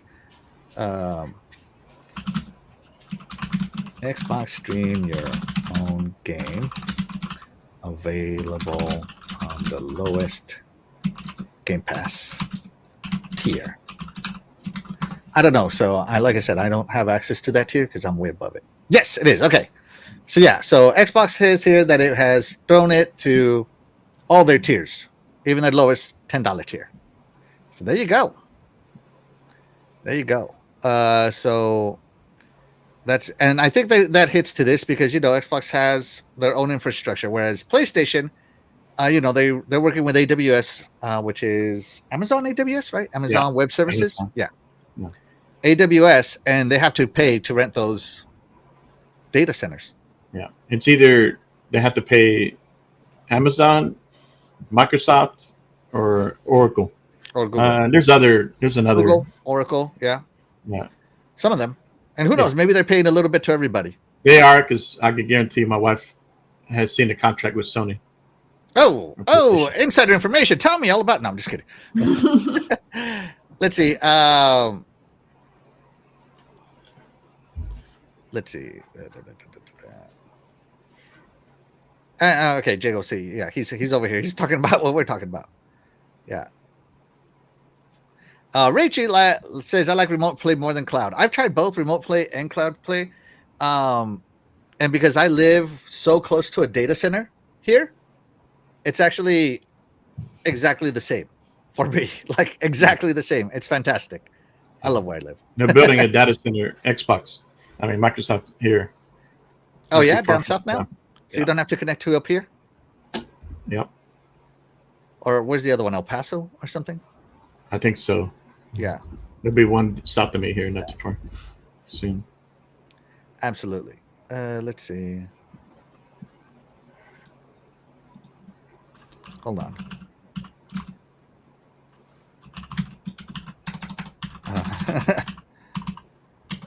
Let's see. So here we go. Let's see. I'm wondering. All right. So Dan the Man Cunningham says, I wonder if part of the reason Game Pass fees increase was for the potential loss of the online multiplayer fees they'll lose with the new console. It could be. Possibly. I mean, everything's getting rolled up into a single cost, which I, for one, like. I don't like, the back before on PlayStation Now was, you had to pay for your subscription and for PlayStation Now. And it was super expensive. It was like $20 a month, I think, for PlayStation Now. Back then. So I mean, it's better now. It being bundled in is a much better, more consumer friendly thing for all of us. Yeah. Let's see. And shout out to. Let's see. And shout out to PS5 Blows. Thank you so much for being here. You're the real MVP. He says the 30 FPS Xbox games were a long time ago. They're 60 now. Yeah. Most of them are. Yeah. Let's see. Let's see. All right. So, anyways, PlayStation taking the book out of Xbox's playbook and adding this to your already existing PlayStation Plus Premium Unleaded account. Do you have PlayStation Plus Premium, Terry? No. Fastback? Nope. Yeah, me either. I can't even get my camera to work either. So you can just turn it off so it at least shows your might as well picture. Yeah, your little avatar there. Yeah. There you go. It at least shows your avatar. So I'm gonna switch my place in your place if that's okay, because there's no place to book. Yeah. So, but with that being said, though, along with this came another little tidbit here, Terry. Okay. Is that this is being shown on the PS5 portal, right? This is not on phones yet. This is exclusive to the portal, I believe. Let me make sure. Let's see. What is this? What is this called? PS5 PlayStation Plus Premium. Stream your own game is available on what?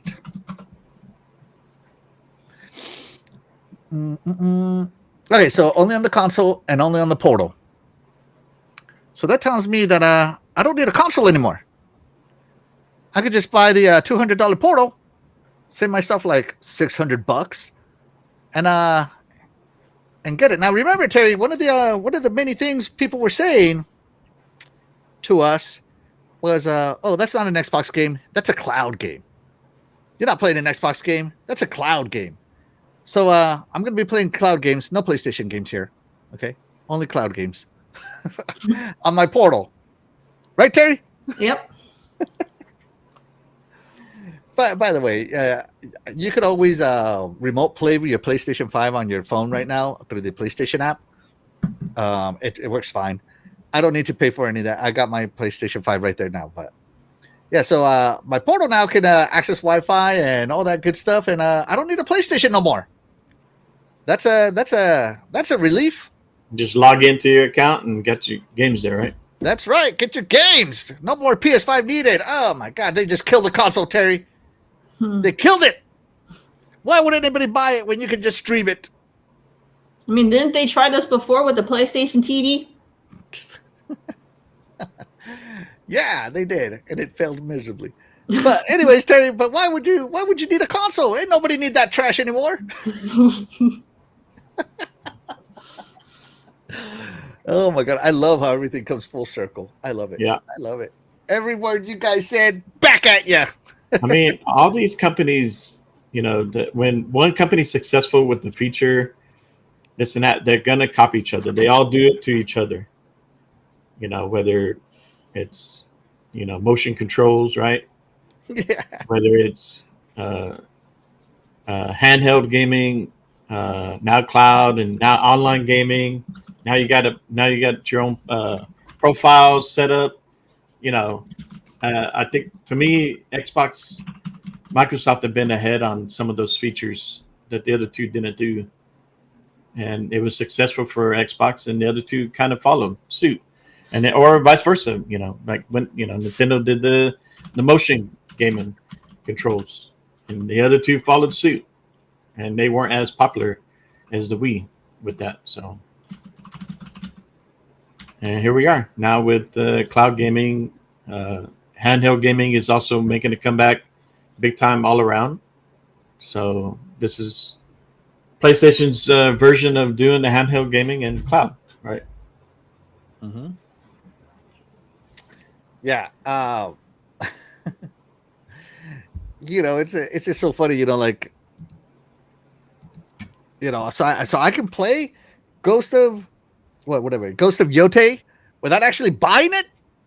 Oh no, it has to be stream your own game. You're right. Hold on. So I have to buy it, but I don't have to buy the box. What? Oh my god!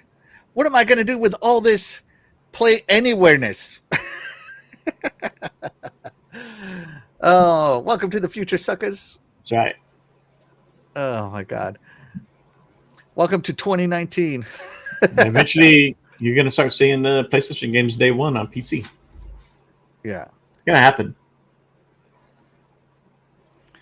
Yeah. LDD's over here. Well, you just need $200 portals, which is still money to PlayStation. I don't care about that. I care money out of my pocket. I don't care where the money goes.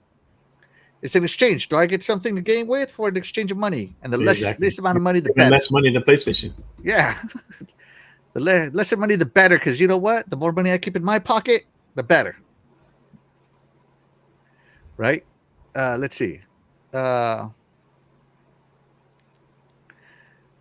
see. Oh man, I think this is a total lie. The Portal sold better than the Steam Deck. I don't think that's true. The Steam Deck is up to like what, 6 mil? Let me ask AI here. AI PlayStation Portal sales versus Steam Deck. No. Oh, I hate how it gives me everything. All right, so Steam Deck is about 4 million, and the Portal is at 2 million. All right, sure. Yeah. Let's see. So there you go. Lies. So there you go. All right, so PlayStation, Xbox leads, PlayStation follows. Welcome to the streaming future, guys. It's good to have you guys here. It's good for us consumers as a whole, right? And if this news hits you bad that you guys are in the future, please point on the doll where Xbox Cloud streaming touched you inappropriately. Go ahead. That's the theme of the show the whole day. All right, so let's keep talking about this, Terry. Let's talk about this one. So here is Xbox Play Anywhere, right? Buy once, play anywhere. Progress goes with you. 1,000 games and going. So Xbox Play Anywhere badge, which Xbox started this back on the Xbox One. Yep. Days, right? Yep. Where you bought a copy, and because Xbox owns Windows, you got a copy of it on Windows through the Microsoft Store, the Windows version, right? It started with the Remedy game. I think was one of the first. Yeah. So this one is definitely an Xbox first, right? So you can buy it and you can play it on your Xbox Series X and S, play it on your PC, play it on gaming handhelds, play it on cloud, play it anywhere, right? Right, Terry? It's the greatest thing since sliced bread for gamers. What do you think, Terry? Since pizza rolls. It's pizza rolls. All right. What is this the best thing since? Fastback. Tacos. Best thing since tacos. That's a huge. You know what? I love Play Anywhere. I always have. When Halo Wars came to play, Halo Wars 2 came to it, I seriously was like, I love physical games, but I don't want to buy this more than once. And I ended up buying it on digital because I wanted to Play Anywhere-ness of it all. So yeah, Xbox Play Anywhere is amazing. Over 1,000 titles with Xbox Play Anywhere, with many more coming soon. That's right. And remember, the whole 2025 has been the year of Play Anywhere. All of their showcases have focused Play Anywhere. So they're really buying into this. They're really going hard into this. So shout out to Xbox for being so consumer friendly to us and not double charging us for anything. Thank you, Xbox, for being so awesome, for being the leader of consumer friendliness. Right, Terry? You're triggering people. Mm-hmm. But recently we had a PlayStation leak. Terry, what is this indicative of, this leak here? What do you think this means? What? What do you think this looks like? I don't really know. Looks like some Gen Alpha nonsense. So this, let's enhance the blurriness. Looks like something Sony Bungie copied from somebody else. I don't know. So click, charge, and got cross-buy. I get that. PlayStation, PC, I get that. And then I guess cloud and less than, greater than. I don't fucking know. It's nonsense. Terry cuss. Oh my god. Okay, so cross-buy and PlayStation PC. So I can buy this game once and play it everywhere. What does that sound like, Terry? Does that sound like they're following the third place leader? Yeah, because there's less than, greater than. Oh my god. Fastback, help me decipher this leak here. Well, it's cross copy. That's what it is. Cross copy. It is cross buy, cross play.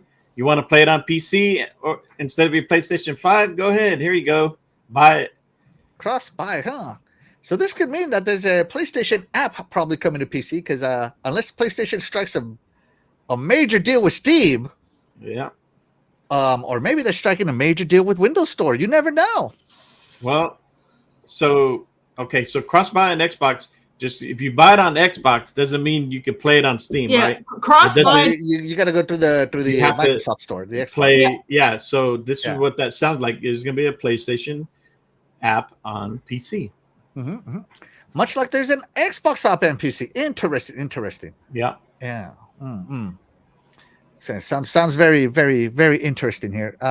And this cross-buy, huh?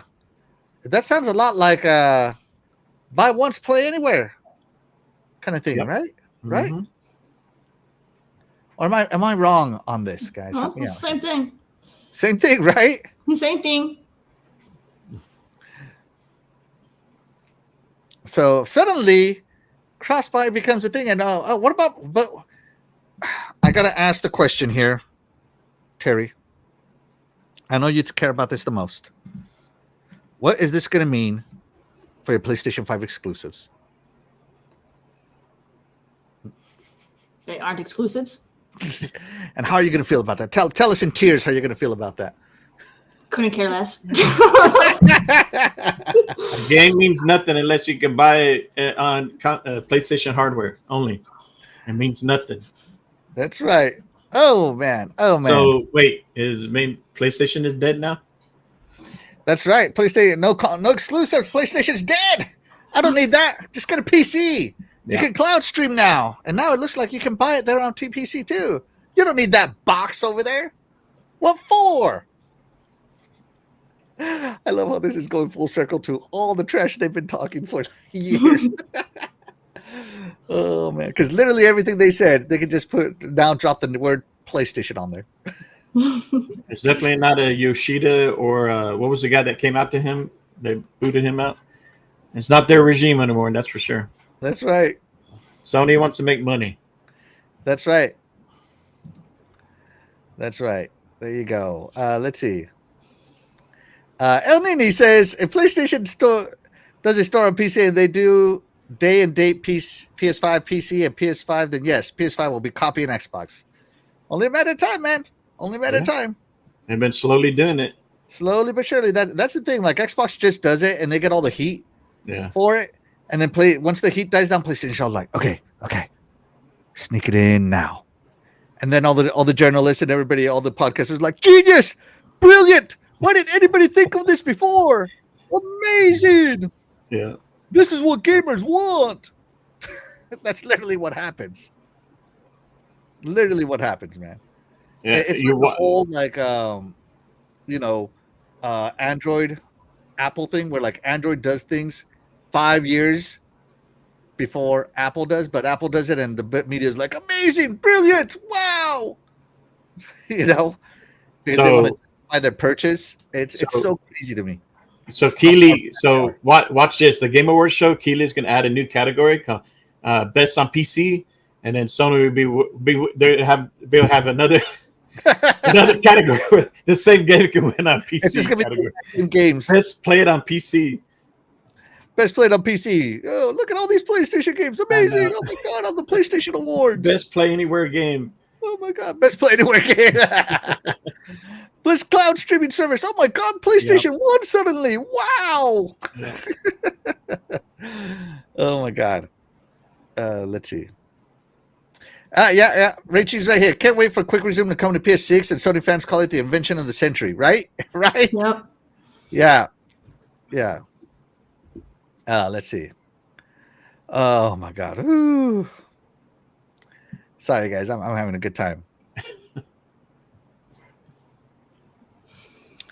Let's see. El Nini says cross-buy sounds better. It is a more universal term, I think. But I like Xbox Play Anywhere. Branded. I feel like I don't know. I like the cross play more because it sounds more user friendly. Whereas buys like, hey, we're taking your money. I mean, Yeah. What do you mean? It says right here, cross buy. Yeah. Meaning I'm paying them more Terry. money. I mean, yeah. Even for cross play, I'm still buying the game, but it sounds nicer. It sounds like, you know what? I'm enjoying life. It's user friendly versus being flat out blunt. Hey, give us money.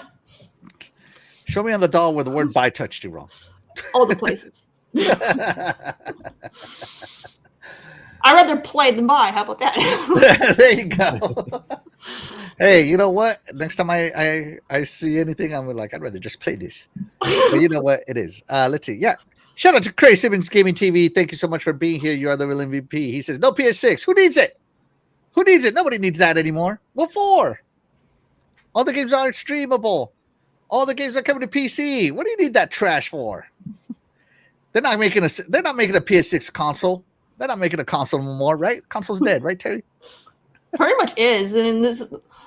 I don't know. All this, fanboyism is gonna go away, and it's gonna transform into something else because consoles are gonna become obsolete. It's like a VCR at this point. To the younger kids. So like it's literally millennials and Gen Zers sitting here arguing about something that the younger kids, they don't think we're stupid because consoles mean nothing to the Gen Zers and the alphas. So I think the boomers, the Gen X, and the older millennials are just so hard on their nostalgic for consoles. They are. They're very nostalgic. They don't want to go. They want to sit there and nitpick and be facetious about things that are very inconsequential over, their box of choice. When in reality, they are very, very comparable to each other. Mm-hmm. Very comparable to each other. So you're just nitpicking the stupidest little things. And they're all gonna go to the wayside because cloud gaming's the future. Digital has been the future for quite some time. People don't buy physical. The physical guys are still crying about it, and console guys are gonna have to accept the fact that consoles are gonna go to the wayside, like physical games have gone to the wayside, like arcades did. Yeah, so it's like sitting here arguing about console loyalty when everybody's gonna be in the same boat. Everyone's gonna be cloud gaming. Everybody. Cloud, baby. So this looks like another Xbox leads, and no one can tell me that this didn't exist before, that this existed before on PlayStation, because I know it didn't. You're either gonna buy a cloud device or you're gonna buy a PC. That's where it's gonna be. That's it. So but what is this PS5 PC? Well, let's hear from the architect of the PS5, right? Let's hear about him here. So Digital Foundry did an interview here. Terry, I will be Digital Foundry. You be Mark Cerny. Make sure you answer in your most Mark Cerny voice. Oh God. So I'm gonna ask you in my Digital Foundry voice. I don't know his voice. I don't listen to him. I don't want to. Yeah. Okay. Let's see. Do you think the leap from PS5 Pro? I'm sorry. Right. Sorry. Hold on. I got to do this the way he does it. Do you think the leap from the PS5 Pro to the upcoming hardware? Voice is out of breath. or a step change moment in how developers make games? He sounds so out of breath, man. Like, what happened? That's how I see him. That's how I see him. That's how I see him. What? That's how I see that. See him. He's so like the South Park meme. That's what I see. The South Park computer guy meme. I don't know. I don't know how Mark Cerny sounds. I've never listened to one of his interviews, so. I don't know. We've shifted our focus substantially. In the past, we were largely creating custom technologies just for PlayStation platforms. What platforms? What platforms? PlayStation platforms. He just said it.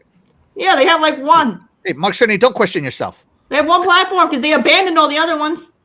Okay, but now with Project Amethyst, we're placing substantially more of a focus on co-engineering and co-development with AMD on their roadmap, hardware, and libraries.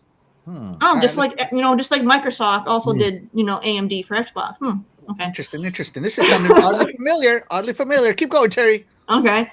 That change will have a very large impact because when developers can create their technology with the understanding that it will work across multiple platforms such as desktop, laptop, consoles. Sorry, could you repeat that? I'm sorry, I was sneezing. You don't say. So when developers can create their technology to work across multiple platforms like desktops, laptops, and consoles, etc., smart TVs, your cell phone, there will be a much larger pickup of new features. So I believe we'll see outsized impact from the technologies announced this past week. Oddly familiar sounding, don't you think there, Terry? Yeah. Seems to me like the PlayStation 6 is going to be a hybrid console. Hybrid. What do you think, Fastback? All right, Fastback's dog is in the house or something. Fastback, you there? Sorry. Yeah. It sounds to me like the PS6 is going to be a hybrid console. It sounds oddly familiar to what Xbox is saying. Yeah. It tells me the console's dead. No PS6 console. It's going to be a PC, guys. It's going to be a PC with the PlayStation app. What do you think there, Fastback? Yeah, why not? I mean, I don't think consoles are dying. I just think they're evolving. I think this like gaming has evolved beyond just being on one platform. The PCs of now, for years, there's games on consoles that were never on PC, right? Microsoft being a PC company that started with Windows, they are everywhere, and they want to bring gaming like that everywhere. There are, the market, the pie, PC gamers is huge, bigger than consoles. The mobile is bigger than just a console. Mm-hmm. So you got to open up that market for your games to go to. You can sell as much hardware. You could be number one selling hardware in the gen. That's fine, but your games are not selling it as much as they're capable of if they're good. So, just where everybody's going, right? So now the ease of console, people buy consoles because it's easier to game, right? Just turn it on, click on your game and play. Or, like back in the day, you just put in a cartridge, you put in a disc and you play. The ease of play is second to none on console. But with what Xbox and Microsoft are doing with the handheld, with the ROG, they are testing that. And you and I, we've been playing on our ROG. I play with the Xbox new OS, Xbox full screen and all that on the ROG. Now I can easily switch and go up, move up, and slide into Windows when I want. But okay. So I think the new hardware is going that way. Basically, everything is a PC. Like these are the most consumer friendly moves ever. PC, but right now they're opening I'm so up. glad. Yeah. Sorry, Fastback. Keep going. No. I'm just saying that. Yeah, consoles in the past were always closed systems. They were custom developed, and not like PlayStation. What they were saying in the past, I think they've had AMDs, but they weren't produced with AMD. They were just a closed console. Now, I think they're going to be doing what the Xbox is doing. You're going to have a engineered with AMD to where it's capable. Now your games can be on your console or on multiple areas. It just makes it easier. I think it makes it easier on developers too. So when you can develop for the PlayStation or Xbox, and it can easily be ported to any other platform because it's all under the same engineered setup. So yeah, no, this is to me this is great. This is the great adaptation of it. This is the most. So Xbox has been consumer friendly for years. We've said we have preached that on this podcast, and it's so good as a gamer, like just going straight back to my pure gamer hat, to see the competition also become consumer friendly as well. The only one left now is Nintendo. They're the only one without the PC approach, and I don't think they're going to come. Nintendo's always behind on tech, just being honest. Yeah. But once they see the success that games are having, Nintendo will follow. And Nintendo has never shut out the possibility of them being on PC. They have said that their gaming business will evolve with gamers. That's literally what they said. And so, and I think, now that PlayStation put a bunch of their games on PC, Spider-Man and God of War and all that stuff, they saw the PC market firsthand. Not that they didn't see it before, because, Sony Publishing has been publishing on PC for decades, since I was a kid, right? Mm-hmm. So, but I think this is the first time they put their quote-unquote exclusives on PC, and their PlayStation, what are they called? Their PlayStation, their bangers, if you will, right? On PC, and they saw what happened, and they're like, "Oh, did we have the wrong approach? Do we need to be more consumer friendly? Do we need to capture some of that market? Xbox, Microsoft created the Xbox so that Sony wouldn't rule the living room. Yep. And I think Sony is now creating their PlayStation app and their hybrid console so that Microsoft doesn't rule PC gaming. Just putting it out there. I mean, it's still competition. How that works, how that's come around. But Microsoft does rule PC gaming. PC gaming is done on PC. Not people aren't going and buying Apple freaking to play games. No, but Linux has challenged them. Legitimately challenged them. Yeah, but Linux is so easy to hack, and it's like. Oh yeah. Oh, don't get me wrong. Anyone who cares about their stuff isn't going to be running on Linux. It's So like. I can make that's one of the failings of PlayStation is they use Linux, and they kept getting hacked all the time. Yep, they did. Let's check in with the chat real quick here. Shout out to Sinceres. Thank you so much for being here. You're the real MVP. Appreciate you. He says, best PC adaptation category coming to Game Awards near you, right? Right. And hold the press, Terry. Yes. We got it. We got a $2 super chat from longtime supporter Web Dave. Go ahead and take it away, Terry. Yes.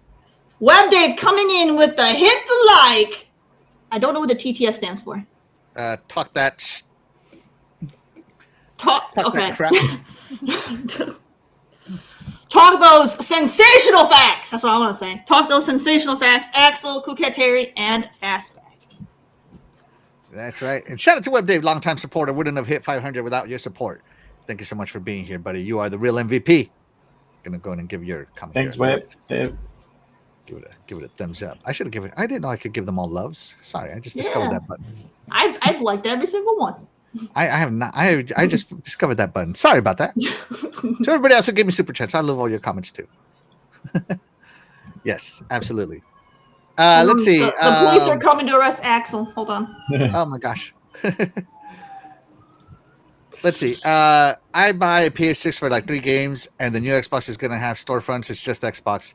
Saves me money, and like I said, my TV has xCloud and GeForce Now built in. Shout out to Craig Simmons Gaming TV. That's right, and it's all about meeting you where you are. And now Sony's also going to meet you where you are. So guess who wins in that? Craig Simmons Gaming TV wins on that. So, for all this console war and platform war crap that we do, at the end of the day, gamers win. Yep. Right. Yep. So play what you want to play, where you want to play. If PlayStation follows, if PlayStation leads, Xbox follows, if Nintendo leads and everybody else follows, at the end of the day, I win. And that's all that matters to me. right? Let's see. Oh yeah. Oh, sorry, East. I said this already. Sorry. Yeah, but to double down on my fact that Sony's been publishing for decades, they've been publishing games on Sega, mobile, PC, long ago. Xbox fans don't know gaming history. Yeah, I don't know about that last comment because I literally said it. So all right, let's see. Reichi says my PS5 is a Genshin, Honkai, Triple Z, and Wuwa machine. I don't even know what the heck these games are. So the PlayStation is the de facto casual gamer console, and that's why they sell so many consoles. So it is the casual machine, and that was very important for PlayStation to win, and good for them. It's a good machine. I have a PS5 right there. Love it. Love all my machines. Obviously, I keep them all. Right? Oh, stop the press. Stop the press. Hold on. Let me scroll down. Oh, there it is. Shout out to my beautiful wife, Terry. Read this one. All right. So Axel's wife has come in with $10. I need to send super chat too. Lots of hearts. Yes, thank you so much. Thank you so much. You are the MVP of my life. Appreciate you. Let's see. Shout out to Glinzer. Thank you so much. I do have Jonathan Taylor in my fantasy squad. Yes, thank you. Let's see. Elneny says, I think that will go mobile first. I mean, PlayStation app is already mobile. It already works pretty dang good. Like, pretty good. So, I think that's pretty good. Let's see. What the heck? I'm not sure what you mean here, so I'm going to skip your chat here, Reichi. Sorry. Let's see. Steam runs PC gaming. Yeah, that's my point. I think they did a survey, and I think PC gamers, like 78% of them play on Steam. Mm-hmm. It is a huge monopoly. And, I play on Steam. I love Steam. But I also play on anything else because it's Steam, because it's PC, and it's just the launcher. But Steam does get updates first, I've noticed. Let's see. And shout out to WebDave. He says, you're welcome. Love you guys. Thank you so much, WebDave. Appreciate you. Let's see. Anybody else got anything to say? All right, so there you go. Xbox leads, PlayStation follows, fastback. How do you feel about this? Does it make you feel like Xbox knew what they were doing all along? It's crazy, right? It's almost like they're a $4 trillion company that knows what they're doing. Was forward thinking and ahead back in 2013. Mm-hmm. Everybody rejected it. And everybody rejected it. And now here we are. Mm-hmm.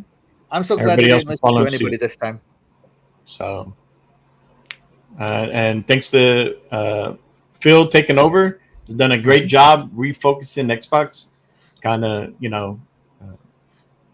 helping the Xbox kind of evolve and give gamers what they want. And he's done a good job. Over time, here we are. That it's evolved, and here we are with the ROG Ally, and next gen will be a hybrid also. Mm-hmm. So I'm all for these hybrid. I like the direction where Xbox is going. I get it. Not everybody, they are an Xbox gamer, or they enjoy Xbox OS and platform. That's fine, but enjoy your games where you want, when you want. PlayStation is going the same way that Xbox is going, and Nintendo one day will. I would love a Nintendo app on PC. Or you imagine you play on the platform you want to play on, right? And you could go up. So here I could go to Steam, buy a game there. I can go to PlayStation, buy a game there. I can go to Nintendo, buy a PlayStation game. I think that's the future. So. Consoles are going to go away, and it's just like right now you buy either your Roku or your Fire Stick or whatever, and you have all your access to streaming platforms that you want to subscribe to between Netflix, Paramount, whoever. I think that's what's going to happen is you're just going to buy your Fire Stick or whatever, and then PlayStation, Nintendo, Xbox are going to have their streaming app on there to do cloud gaming, and that's going to be that. Everyone's going to be under the same roof. Yeah. Mm-hmm. You just subscribe to who you want. You're always going to have hardware, but like AMD and all that, yeah, it'd be at the data centers, right? the Mhm. hardware will be there. You know, You know, your a lot app, of the people- app will be on your TV or some kind of device where you can see where you can play your games on. The only thing the fanboys will be able to argue about is who has the biggest library. That'll be it. You know, and a lot of people are saying that, oh, that's how we're going to stop Xbox from having access to PlayStation games is the PC app. And I'm like, you know, again, Windows, Cocac, help me out here. Windows, PC apps. Yeah. Do you think Microsoft is going to lock that or allow that to be locked out of their device? No. Yeah, the Windows is open source for a reason, so everybody has access to it. And PlayStation is still going to put games on Steam. One with Yeah. Steam Mhm. definitely is the number one platform on 78%. PC. Yeah, so it makes sense to, you want to sell to the Steam gamers too. So, You know, Phil Spencer famously said 3 billion. They want to reach 3 billion gamers, and that's truly mostly through PC, Mhm. right? And PlayStation isn't going to take their games out of Steam because they're now locking out 78% of 3 billion. yeah, They're not going to do that. You know, you might as that well doesn't make just any sense. That's fanboy banter. Which makes more That's sense not why corporate banter. that makes more sense why Microsoft is bringing Steam to them instead of going to Steam. Yeah. I Bring mean, in all Steam, truth, bring Steam over. Steam, but they don't. Steam has long said they don't want to sell. It's a They're not a publicly held company. They're private, and they've long said they're not going to sell for a reason, right? But I think that's why Microsoft is bringing Steam to them, and this is why PlayStation is going to bring Steam to them. Mm-hmm. And sooner or later, Nintendo's going to crack. They can't keep doing what they're doing, and Nintendo has said they will do what they need to do to stay alive. Yeah, they have to. Because they have to, yeah. Yeah. Fantastic for them for selling Switch 2s, but at the end of the day is how long can you keep people's attention? If, like you said about Halo, if developers listen to fanboys only, and they're the worst kind of people you can listen to. Is the reason why we're gamers, we're not industry executives that in this industry. Let the experts handle that. Now, look, they make mistakes. Some of us see it. We're like, okay, as a consumer, you choose by your wallet, and play where you want, where you think, where your money's spent, where you feel like you're being heard, and that's fine. But if the industry, if they listen to gamers only on everything, then they would go out of business. I mean, they got to make money. The best way for your games to make money is to be on multiple platforms. And because software is what makes money, not the hardware. Hardware is just an introduction. So. Yes. And at the end of the day, guys, as always, play wherever you want. If you think this console is better than that console, cool. I'm not going to try to convince you. It's not my job to sell you the console. I don't get paid, right? It's not my job to convince you otherwise. This is all for fun at the end of the day. I was having a good time just throwing all the words back that have been said, because at the end of the day, that's what we know. Absolutely nothing. We never know when all our words are going to come back and bite us in the butt, right? So, yeah. Let's see. Rachie, shout out to you, says, Don Matrick was a man in vision. Sadly, he didn't understand the heart of the people. So true. So true. Let's see. He also says, Minesweeper and Solitaire have more hours played than any PlayStation game ever made. Probably more than any game ever made, because I wasted lifetimes on those. So yeah, and El Nini says 343 hasn't been listening to the fans though. I just hope that they tell the reason Halo 1, 2, and 3 was so great was because it told a linear story, I think, and we haven't had a linear story in a long time. So but they told their story, right? Bungie told their story. They didn't sit there and between 1, 2, and 3 sit there listen to fans. Oh, you want this feature? Oh, you want that? Oh, okay. Yeah. They told their story and they did a good job at it. They definitely did. Yeah, absolutely. And J06 says, don't forget Minecraft is also in that mix. Yeah, Minecraft has a lot of time played. All right, but with that being said, anybody got anything else? Terry? No? Fastback, anything else you want to drop in? Nope. No? All right. With that being said, we are going to go and get out of here. But of course, we wouldn't be able to do this show without you guys, the chat. And that's how you guys, the chat, will always be the MVPs to all of the shows here on the Iconic Video Games channel. And with that being said, we are out of here. I'm Axel1324. I'm Cool Cat Terry. And I'm Fastback6768. Thank We you, will everybody. catch you guys next week. Bye, everybody. Bye. Bye.